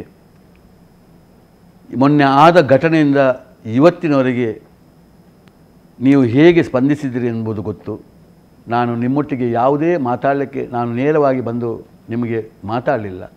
ಯಾಕೆಂದರೆ ನಿಮ್ಮಂಥ ಆ ಮಕ್ಕಳು ಹೂವಿನ ಮನಸ್ಸದು. ಅಲ್ಲಿ 1ನೇ ಕ್ಲಾಸಿಂದ PG ವರೆಗಿದ್ದಾರೆ ಮಕ್ಕಳು. ಆ ಹೂವಿನ ಮನಸ್ಸಿನ ಹತ್ರ ನಾನು ಯಾವುದೇ ಅಂಥ ಕೆಲವು ವಿಷಯಗಳನ್ನು ನಾನು ಹಾಕಬಾರ್ದು. ಯಾವ ಮಕ್ಕಳನ್ನು ಅಷ್ಟು ಚಂದ ನಾನು ಅವರನ್ನು ನೋಡಿಕೊಂಡು ಹೋಗ್ತಾ ಇದ್ದೇನೆ. ಪಾಲಕರಲ್ಲೂ ಕೇಳಿದಾಗ ಎಲ್ಲ ಕೇಳ್ತಾ ಇದ್ದೇನೆ. ಯಾರೂ ನನಗೆ ಒಂದೆರಡು ಪಾಲಕರು ಆತಂಕಪಟ್ಟದನ್ನು ಬಿಟ್ಟರೆ ನನಗೆ 100ಕ್ಕೆ 98 ಪಾಲಕರಿಂದ ಬರೋದು, ಯಾತಕ್ಕಾಗಿ ನಿಮಗೆ ಈ ಸಂಸ್ಥೆಗೆ ಹೀಗೆ ಹೇಳ್ತಾರೆ ಸರ್, ನಮಗೆ ಕೋಪ ಬರ್ತಾ ಇದ್ದಾರೆ, ನಮಗೆ ಉರಿತಾ ಇದ್ದಾರೆ, ಭಾಳ ಕೆಟ್ಟ ಪದದಿಂದ ಕೆಲವು ಬೀಡಗಳಿಗೆಲ್ಲ ಬೈತಾ ಇದ್ದಾರೆ ಅವರು. ಭಾಳಷ್ಟು ನಮಗೆ ಹೇಳ್ತಾ ಇದ್ದಾರೆ, ನಾನು ಹಾಗೆ ಮಾಡಬೇಡಿ, ಹಾಗೆ ಹೇಳಬೇಡಿ, ತಾಳ್ಮೆಯಿಂದ ನಾವಿರುವ ಅಂತ ಹೇಳಿದ್ರೆ ಯಾವುದು ಬೇಕಾದರೂ ನಾನು ನಿಮಗೆ ಬರ್ತೇವೆ ಅಂತ ಹೇಳ್ತಾರೆ. ಬೇರೆ ಬೇರೆ ಸಂಘಟನೆಗಳು ಕೂಡ, ಬೇರೆ ಬೇರೆ ಜನಗಳು ಕೂಡ ನನಗೆ ಹೇಳ್ತಾರೆ, ಯಾವ ಕರೀರಿ ನಮ್ಮನ್ನು ಬರ್ತೇವೆ ಅಂತ ಹೇಳ್ತಾರೆ. ಬೇಡ, ನಮಗೆ ಆ ಪ್ರದರ್ಶನಗಳು ನಮಗೆ ಬೇಡ, ಅದೆಲ್ಲ ಏನು ಬೇಡ, ತಾಳ್ಮೆಯಿಂದ ಇರುವ ಅಂತ ನಾನು ಹೇಳ್ತಾ ಇದ್ದೇನೆ. ನಾನು ಇಷ್ಟೇ ಹೇಳೋದು, ನಮ್ಮ ಮಕ್ಕಳ ಹತ್ರ ಆಗಲಿ, ನಮ್ಮ ಪಾಲಕರಾಗಲಿ, ನೀವುಗಳೆಲ್ಲ ನನ್ನ ಒಂದು ಮಾತಿಗೆ, ನನ್ನ ಒಂದು ವಿಶ್ವಾಸ, ನೀವು ಇಟ್ಟಂಥ ವಿಶ್ವಾಸಕ್ಕೆ ನಾನು ಧಕ್ಕೆ ಬರದಾಗೆ ನೋಡ್ತಾ ಇದ್ದೇನೆ. ಎಂದೂ ನನ್ನಲ್ಲಿ ಸಂಶಯ ಮಾಡಬೇಡಿ. ಇಂಥ ಕಠಿಣವಾದಂಥ ಈ ಪರೀಕ್ಷೆಯಲ್ಲಿ, ಇಂಥ ಸಮಯದಲ್ಲಿ ನಾವು ಭಾಳಷ್ಟು ದೃಢ ನಿಲುವಿನಲ್ಲಿ ಇರಬೇಕಾಗ್ತದೆ. ತಪ್ಪುನೊಟ್ಟಿಗೆ ನೀವು ಇರೋದು ಬೇಡ, ಸತ್ಯದೊಟ್ಟಿಗೆ ನೀವೆಲ್ಲ ಇರಿ. ಇದನ್ನು ದೇವರೇ ಇದಕ್ಕೆ ಸರಿಯಾದ ಒಂದು ಉತ್ತರವನ್ನು ಕೊಡ್ತಾರೆ ಅಂತ ನಾನು ನಂಬಿಕೊಂಡು ಬಂದವ. ಕಾಲವೇ ಉತ್ತರ ಕೊಡ್ತಾರೆ. ಕಡೆಯದಾಗಿ ಇನ್ನು ಕೆಲವು ಪ್ರಶ್ನೆಗಳನ್ನು ನಾನು ಕೇಳಲಿಕ್ಕೆ ಇಷ್ಟಪಡ್ತೇನೆ. ಕಾವ್ಯಾರವರ ಪ್ರಕರಣ ಇದೀಗ ಸರಿಯಾಗಿರ್ತಕ್ಕಂಥ ತನಿಖೆಯ ಮುಖಾಂತರವಾಗಿ ಹೊರಗೆ ಬರಬೇಕು ಅಥವಾ ತಾವು CID ತನಿಖೆಗೂ ಕೂಡ ತಾವು ತಯಾರಿದ್ದೀರಾ ಅಂತ ತಾವು ಹೇಳ್ತಾ ಇದ್ದೀರಾ. ಅವರ ರೂಮ್ಮೇಟ್ಸನ್ನು ಅಥವಾ ಅವರ ವಿದ್ಯಾರ್ಥಿಗಳನ್ನು, ಆ ಪಕ್ಕಪಕ್ಕದ ರೂಮಿನವರನ್ನು ಏನಾದರೂ ಸಂಪರ್ಕ ಮಾಡಲಿಕ್ಕೆ ಪ್ರಯತ್ನ ಪಟ್ಟಿದ್ದೀರಾ? ಎಸ್, ನೀವು ಅಥವಾ ಮನೆಯವರು ಬರುವ ಮೊದಲೇ ಆಕೆಯ ಶವವನ್ನು ಆಸ್ಪತ್ರೆಗೆ ಸಾಗಿಸಿದ್ದು ಯಾರು? ಇವೆಲ್ಲ ಬೇಕಾದ್ರೆ ನೋಡಿ. ಇದು ಅವಳ ಇದನ್ನು ಆದ ಕೂಡಲೇ, ಈ ಘಟನೆ ಆದ ಕೂಡಲೇ ಅದಕ್ಕೆ ಸಂಬಂಧಪಟ್ಟ ಜವಾಬ್ದಾರಿ ಇದ್ದಂಥ ಜನಗಳು, ಅದು ನಮ್ಮ ಸೂಪರ್ವೈಸರ್ಗಳು ಆಗಬಹುದು, ಸ್ಟೂಡೆಂಟ್ ವೆಲ್ಫೇರ್ ಆಫೀಸರ್ ಆಗಿರ್ಬೋದು, ಅವರ ರೂಮ್ಮೇಟ್ ಆಗಿರ್ಬೋದು, ಅವರ ವಾರ್ಡನ್ಗಳಾಗಿರ್ಬೋದು, ಅವರೆಲ್ಲ ಇದ್ದುಕೊಂಡು ಇದು ಬಾಡಿಯನ್ನು ಇಲ್ಲಿಗೆ ತಂದದ್ದು. ನಿಮಗೆ ಯಾವಾಗ ಬೇಕಾದರೂ ಅದನ್ನು ನಮ್ಮ ಆಸ್ಪತ್ರೆಯಲ್ಲಿ CC ಕ್ಯಾಮರಾಗಳಿದೆ, ಚೆಕ್ ಮಾಡಿ ಎಷ್ಟು ಹೊತ್ತಿಗೆ ಬಂದಿದೆ, ಏನಿದೆ ಎಂಬುದನ್ನು ನೋಡಿ. ಇದೆಲ್ಲ ಬಂದದ್ದು. ಮತ್ತು ತಾವು ಏನು ಹೇಳಿದಿರಿ, ಆ ವಿದ್ಯಾರ್ಥಿಗಳನ್ನು ನಾನು ಯಾವ ಬೇರೆ ವಿದ್ಯಾರ್ಥಿಗಳಲ್ಲೂ ನೀವು ಹಾಗೆ ಮಾತಾಡಬೇಕು, ಹೀಗೆ ಮಾತಾಡಬೇಕು ಅಂತ ನಾನು ತಪ್ಪಿಯೂ ನಾನು ಹೇಳಿಲ್ಲ. ಏನಿದ್ರೂ ಕೂಡ ಸತ್ಯ ಏನಿದೆ ಅದನ್ನು ಮಾತ್ರ ನೀವು ಹೇಳಿ. ಅದು ಕೂಡ ನಾನು ನೇರವಾಗಿ ಅವರಿಗೆ ಯಾವುದು, ಯಾಕೆಂದರೆ ಅವರು ನಾವನ್ನು ಮತ್ತೆ ನಾನು ಬಂದು ನಾನು ಮಾತನಾಡಿದೆ ಅವ್ರು ಹೆದರಿಕೊಳ್ಳೋದು ಅಥವಾ ಏನು ಅಂಥ ವಿಚಾರಗಳು ಬೇಡ. ನಾನು ಇದನ್ನು ಸಂಪೂರ್ಣ ಸತ್ಯ ಹೊರಬೇಕು ಅಂತೇಳಿ ಕೂತ್ಕೊಂಡು ನಾನು ಏಕಚಿತ್ತದಿಂದ ಭಾಳ ಸ್ಥಿತಪ್ರಜ್ಞನಾಗಿ ನಾನು ಕೂತ್ಕೊಂಡಿದ್ದೇನೆ. ಸರ್, ಒಟ್ಟಾರೆಯಾಗಿ ಇವತ್ತು ಈ ಕಾರ್ಯಕ್ರಮವನ್ನು ಅನೇಕ ಲಕ್ಷಾಂತರ ಮಂದಿ ಇವತ್ತು ಸ್ಪಂದನ ವಾಹಿನಿಯ ಮುಖಾಂತರವಾಗಿ ಅಥವಾ ಮಾಧ್ಯಮದ ಮುಖಾಂತರವಾಗಿ ಫೇಸ್ಬುಕ್ ಯೂಟ್ಯೂಬ್ಗಳ ಮುಖಾಂತರವಾಗಿ ಈ ಒಂದು ಕಾರ್ಯಕ್ರಮವನ್ನು ವೀಕ್ಷಿಸ್ತಾ ಇದ್ದಾರೆ, ಟಿವಿಯಲ್ಲಿಯೂ ಕೂಡ ನೋಡ್ತಾ ಇದ್ದಾರೆ. ಸರ್, ಕಡೆಯದಾಗಿ ಜನತೆಗೆ ತಾವೇನು ಹೇಳಲಿಕ್ಕೆ ಇಷ್ಟಪಡ್ತಾ ಇದ್ದೀರಾ ಇವತ್ತಿನ ಕಾರ್ಯಕ್ರಮ? ಇಷ್ಟೇ ಹೇಳೋದು, ಸತ್ಯ ಯಾವಾಗಲೂ ಸತ್ಯವೇ, ಸುಳ್ಳು ಯಾವಾಗಲೂ ಸುತ್ತಲೇ. ಸತ್ಯವನ್ನು ಎಂದು ಸುಳ್ಳು ಮಾಡಲಿಕ್ಕೆ ಆಗೋದಿಲ್ಲ, ಸುಳ್ಳನ್ನು ಎಂದು ಸತ್ಯ ಮಾಡಲಿಕ್ಕೆ ಆಗೋದಿಲ್ಲ. ಅದು ಕ್ಷಣ ಮಾತ್ರ, ಅದು ದೀರ್ಘವಾಗಿ ಉಳಿಲಿಕ್ಕೆ ಸಾಧ್ಯ ಇಲ್ಲ. ಈ ದೃಷ್ಟಿಗಳಲ್ಲಿ ನೀವು ನನ್ನನ್ನು ಭಾಳ ವರ್ಷದಿಂದ ನಾನು ನೋಡ್ತಾ ಇದ್ದೀರಿ, ನನ್ನ ಕೆಲಸವನ್ನು ನೋಡ್ತಾ ಇದ್ದೀರಿ, ಆಳುವ ಸಂಸ್ಥೆಯನ್ನು ತಾವುಗಳೆಲ್ಲ ನೋಡ್ತಾ ಇದ್ದೀರಿ, ಗಮನಿಸ್ತಾ ಇದ್ದೀರಿ, ನಮ್ಮ ಎಲ್ಲ ಚಟುವಟಿಕೆಗಳನ್ನು ನೋಡ್ತಾ ಇದ್ದೀರಿ. ನೀವೆಲ್ಲರೂ ನನಗೆ ಆಶೀರ್ವಾದ ಕೊಟ್ಟುಕೊಂಡು ಇದೆ ಅಂತ ನಾನು ತಿಳ್ಕೊಂಡವ, ದೇವರ ಸಂಪೂರ್ಣ ದಯೆ ಇದೆ ಅಂತ ನಾನು ತಿಳ್ಕೊಂಡವ. ಈ ದೃಷ್ಟಿಯಲ್ಲಿ ನಾನು ಹೇಳೋದು, ಅನಾವಶ್ಯವಾಗಿ ಇಂಥ ಗಾಸಿಪ್ಗಳನ್ನು ಮಾಡಬೇಡಿ. ಒಂದು ಸಮಾಜವನ್ನು ಕಟ್ಟಬೇಕಾದ್ರೆ ಭಾಳ ಕಷ್ಟ, ಒಂದು ಹಾಲನ್ನಾಗಿ ಉಳಿಸಿಕೊಳ್ಳಲಿಕ್ಕೆ ಭಾಳ ಕಷ್ಟ, ಅದನ್ನು ಕೆಡಿಸಲಿಕ್ಕೆ ಭಾಳ ಸುಲಭ. ಒಂದು ಉಪ್ಪಿನ ತುಂಡು ಅಥವಾ ಒಂದು ಹುಳಿ ಹಾಕಿದರೆ ಹಾಲಿಡಿ ಕೆಟ್ಟು ಹೋಗ್ತದೆ. ಇದೇ ರೀತಿ ಇಲ್ಲಿ ಅನಗತ್ಯವಾದಂಥ ಗಾಸಿಪ್ಗಳನ್ನು ಮಾಡಿಕೊಂಡು ಬಹಳಷ್ಟು ಒಂದು ಒಳ್ಳೆಯ ರೀತಿಯಲ್ಲಿ ಬದುಕನ್ನು ಮಾಡಲಿಕ್ಕೆ ಪ್ರಯತ್ನ ಮಾಡುವಂಥ, ಒಂದು ಒಳ್ಳೆಯ ರೀತಿಯಲ್ಲಿ ಒಂದು ಆದರ್ಶವಾದಂಥ ವಿದ್ಯಾಸಂಸ್ಥೆಯನ್ನು ಕಟ್ಟುವಲ್ಲಿ ಇಷ್ಟು ದೀರ್ಘವಾದಂಥ ಹೋರಾಟ ಮಾಡಿದನು. ಸಣ್ಣ ಕೆಲವು ತಪ್ಪಿಲ್ಲದಂಥ ವಿಚಾರಗಳಲ್ಲಿ ಸುಮ್ಮನೆ ಗಾಸಿಪ್ ಮಾಡಿಕೊಂಡು ಇದನ್ನು ಧ್ವಂಸ ಮಾಡುವಂಥ ಒಂದು ಪ್ರಕ್ರಿಯೆಗೆ ಹೋಗಬೇಡಿ. ಎಂದು ಇಂಥ ಒಳ್ಳೆಯ ವಿಚಾರಗಳು, ಒಳ್ಳೆಯ ಸಂಸ್ಥೆಗಳು 100 ಕಾಲ ಬದುಕಬೇಕು ಎಂಬುದೇ ನಾನು ಅಪೇಕ್ಷೆ ಮಾಡೋದು. ನನ್ನ ಸಂಸ್ಥೆ ಅಂತೇಳಲ್ಲ, ಯಾವುದೇ ವಿಚಾರಗಳು, ಯಾವುದೇ ಒಬ್ಬ ವ್ಯಕ್ತಿ ಆಗಿರ್ಬೋದು, ಯಾವುದೇ ಒಂದು ಸಂಸ್ಥೆಗಳಾಗಿರ್ಬೋದು, ಇಂಥವುಗಳು ಯಾವತ್ತೂ ಇಂಥ ಕೆಲವು ಗಾಸಿಪಿನಿಂದ ಬಿಟ್ಟುಬಿಡಬಾರ್ದು. ಅದು ಉಳಿಬೇಕು, ಅದು ದೀರ್ಘಕಾಲ ಉಳಿಬೇಕು ಎಂಬುದೇ ನನ್ನ ಆಶಯ. ಈ ದೃಷ್ಟಿಯಲ್ಲಿ ಜನತೆ ನಿಮಗೆ ಏನೇ ಒಂದು ಸಂಶಯ ಇದ್ದರೆ ನೇರವಾಗಿ ಇಲ್ಲಿ ಬನ್ನಿ. ಯಾವುದೇ ನಿಮ್ಮ ಹತ್ರವೂ ಮೀಡಿಯಾ ಹತ್ರ ಕೇಳೋದಿಷ್ಟೇ, ನೀವು ಇದರಲ್ಲಿ ಆವರಣದೊಳಗೆ ಕೂತ್ಕೊಂಡು, ಬೆಂಗಳೂರಿನಲ್ಲಿ ಕೂತ್ಕೊಂಡು ಯದ್ವತ್ತದ್ವ ಏನೆಲ್ಲ ಪ್ರಶ್ನೆಯನ್ನು ಕೇಳಿಕೊಂಡು ನನ್ನನ್ನು ಕೆಣಕಿಸೋದಲ್ಲ. ನೀವು ಬನ್ನಿ. ಪೊಲೀಸ್ ಇಲಾಖೆಯಲ್ಲಿ ನಾನು ಹೇಳೋದಿಷ್ಟೇ, ದಯಮಾಡಿ ಇನ್ನಾದರೂ ನೀವು ಗಮನಿಸ್ತಾ ಇದ್ದೀರಲ್ಲ, ಈ ಬಂದು ನೀವು ಸಂಪೂರ್ಣ ತನಿಖೆಯನ್ನು ಹೇಗೆ ಬೇಕೋ ಹಾಗೆ ಮಾಡಿ ಸತ್ಯವನ್ನು ತೆಗೀರಿ. ಮೀಡಿಯಾಗಳಲ್ಲೂ ಹೇಳೋದಿಷ್ಟೇ, ನೀವು ಬನ್ನಿ, ಬಂದು ನಮ್ಮ ಆವರಣಕ್ಕೆ ಬನ್ನಿ. ಇಡೀ ನಮ್ಮ ಆವರಣದೊಳಗೆ ಆಗುವಂಥ ಚಟುವಟಿಕೆ, ಅಲ್ಲಿಯ ಸ್ಥಿತಿಯನ್ನು ನೋಡಿ, ಅಲ್ಲಿದ್ದಂಥ ಮಕ್ಕಳನ್ನು ಯಾರನ್ನು ಬೇಕು ಏಕಾಂತವಾಗಿ ಕೂತ್ಕೊಳಿಸಿ ಅವರೊಟ್ಟಿಗೆ ಮಾತುಕತೆ ಮಾಡಿ. ನಾವು ಯಾರೂ ಇರುವುದಿಲ್ಲ, ಮಾತುಕತೆ ಮಾಡಿ. ಏನಾದರೂ ಸಂಶಯ ಇದ್ದರೆ ತಿಳಿಸಿ. ನಾನು ಅಥವಾ ಯಾರಿಗಾದರೂ ನನ್ನೊಟ್ಟಿಗೆ ಬಹಳ ಆತ್ಮೀಯರಾಗಿ ನನ್ನೊಟ್ಟಿಗೆ ಇದ್ದಂಥ ಕೆಲವರು ಇರ್ಬೋದು, ನೀವೆಂದೂ ಸಂಶಯ ಪಡಬೇಡಿ. ನಿಮಗೇನೋ ಸಂಶಯ ಇದ್ದರೆ ಬನ್ನಿ, ನಾನು ಯಾವತ್ತೂ ಇಲ್ಲೇ ಇದ್ದೇನೆ, ಬನ್ನಿ. ನನ್ನ ಹತ್ರ ಯಾವುದೇ ನನ್ನ ಮೊಬೈಲ್ನಲ್ಲಿ ಬೇಕಾದರೆ ಮಾತಾಡಿ, ಅಥವಾ ಇಲ್ಲಿ ಬನ್ನಿ, ನೋಡಿಕೊಂಡು ನಿಮಗೆ ಏನಾದರೂ ಅದರ ಬಗ್ಗೆ ಸಂಶಯ ಇದ್ದರೆ ನನಗೆ ತಿಳಿಸಿ. ಖಂಡಿತ ನಾನು ಮಾಡಿದ ಏನಾದರೂ ತಪ್ಪಾಗಿದ್ದರೆ, ನನ್ನಲ್ಲಂತೂ ಯಾವ ತಪ್ಪಾಗಲಿಕ್ಕೂ ಸಾಧ್ಯ ಇಲ್ಲ. ನನ್ನ ಸಂಸ್ಥೆಯಲ್ಲಿ ಏನಾದರೂ ತಪ್ಪಾಗಿದ್ದರೆ, ಅಥವಾ ಅದರ ನಿಜವಾಗಿ ಕ್ರೀಡಾ ಅಧಿಕಾರಿ ಇದ್ದವರು ಅವರದ್ದು ತಪ್ಪಾಗಿದ್ದರೆ, ನನಗೆ ಅದು ಹೌದು ತಪ್ಪು ಅಂತೇಳಿ ಆಗಿಬಿಟ್ರೆ, ಅದು ಸಂಪೂರ್ಣ ಅದರ ಒಂದು ತನಿಖೆಯಲ್ಲಿ ಗೊತ್ತಾದರೆ ಎಂದು ಬಿಡುವಂಥ ಪ್ರಶ್ನೆ ಇಲ್ಲ. ನಾನು ಖಂಡಿತ ಸಾರ್ವಜನಿಕವಾಗಿ ಬಂದು ಕೈ ಮುಗಿದುಕೊಂಡು ನಾನು ಕ್ಷಮೆ ಕೇಳುವವ, ಎಂದು ಅದನ್ನು ಬಿಡುವಂಥ ಪ್ರಶ್ನೆ ನನಗೆ ಇಲ್ಲ ಎಂಬ ಮಾತನ್ನು ಕೊನೆಗೆ ನಾನು ಹೇಳ್ತೇನೆ. ಒಟ್ಟಾರೆಯಾಗಿ ಅದು ತನಿಖೆಯ ಮುಖಾಂತರವಾಗಿ ಸತ್ಯಾಸತ್ಯತೆ ಹೊರಗೆ ಬರಬೇಕು ಅನ್ನೋದೇ ನಿಮ್ಮ ನಿರ್ಧಾರ ಕೂಡ. ಇದುವರೆಗೆ ಕಾರ್ಯಕ್ರಮದಲ್ಲಿ ಪಾಲ್ಗೊಂಡಕ್ಕಾಗಿ ನಮಗೆ ಧನ್ಯವಾದಗಳು. ವೀಕ್ಷಕರೇ, ನಾವಂತೂ ಸ್ಪಂದನ ವಾಹಿನಿಯ ಮುಖಾಂತರವಾಗಿ ಇವತ್ತು ಹೇಳುವಂಥದ್ದಿಷ್ಟೇ. ಇಲ್ಲಿ ಕಾವ್ಯಾಳ ಸಾವಿನ ಹಿಂದಿನ ಸತ್ಯ ಅಸತ್ಯತೆ ನೇರವಾಗಿ ಪ್ರಖರವಾಗಿ ಜನರ ಎದುರಿಗೆ ಬರಬೇಕು. ಅದರ ಜೊತೆಯಲ್ಲೇ ಇವತ್ತು ಮೋಹನ್ ಆಳ್ವಾರ್ ಅವರನ್ನಾಗ್ಲಿ ಅಥವಾ ಆಳ್ವಾಸ್ ಸಂಸ್ಥೆಯನ್ನಾಗ್ಲಿ ಸುಮ್ಮನೆ ಟಾರ್ಗೆಟ್ ಮಾಡುವುದು ಕೂಡ ಸರಿಯಲ್ಲ. ಇವತ್ತು ಎರಡೂ ಕಡೆಯಿಂದ ನಾವು ಆಲೋಚಿಸಬೇಕಾಗಿದೆ. ಎರಡೂ ಕಡೆಯಿಂದ ಆಲೋಚಿಸಿ ಇವತ್ತು ತನಿಖೆಯ ಮುಖಾಂತರವಾಗಿ ಪ್ರಖರವಾಗಿರ್ತಕ್ಕಂಥ ತನಿಖೆಯನ್ನು ಆಧರಿಸಿ ಇನ್ನು ಮುಂದಿನ ನಿರ್ಧಾರವನ್ನು ಕೈಗೊಳ್ಳೋಣ. ನಿರಂತರ ಸುದ್ದಿಗಾಗಿ ನೋಡ್ತಾ ಇರಿ ಸ್ಪಂದನ ಟಿವಿ.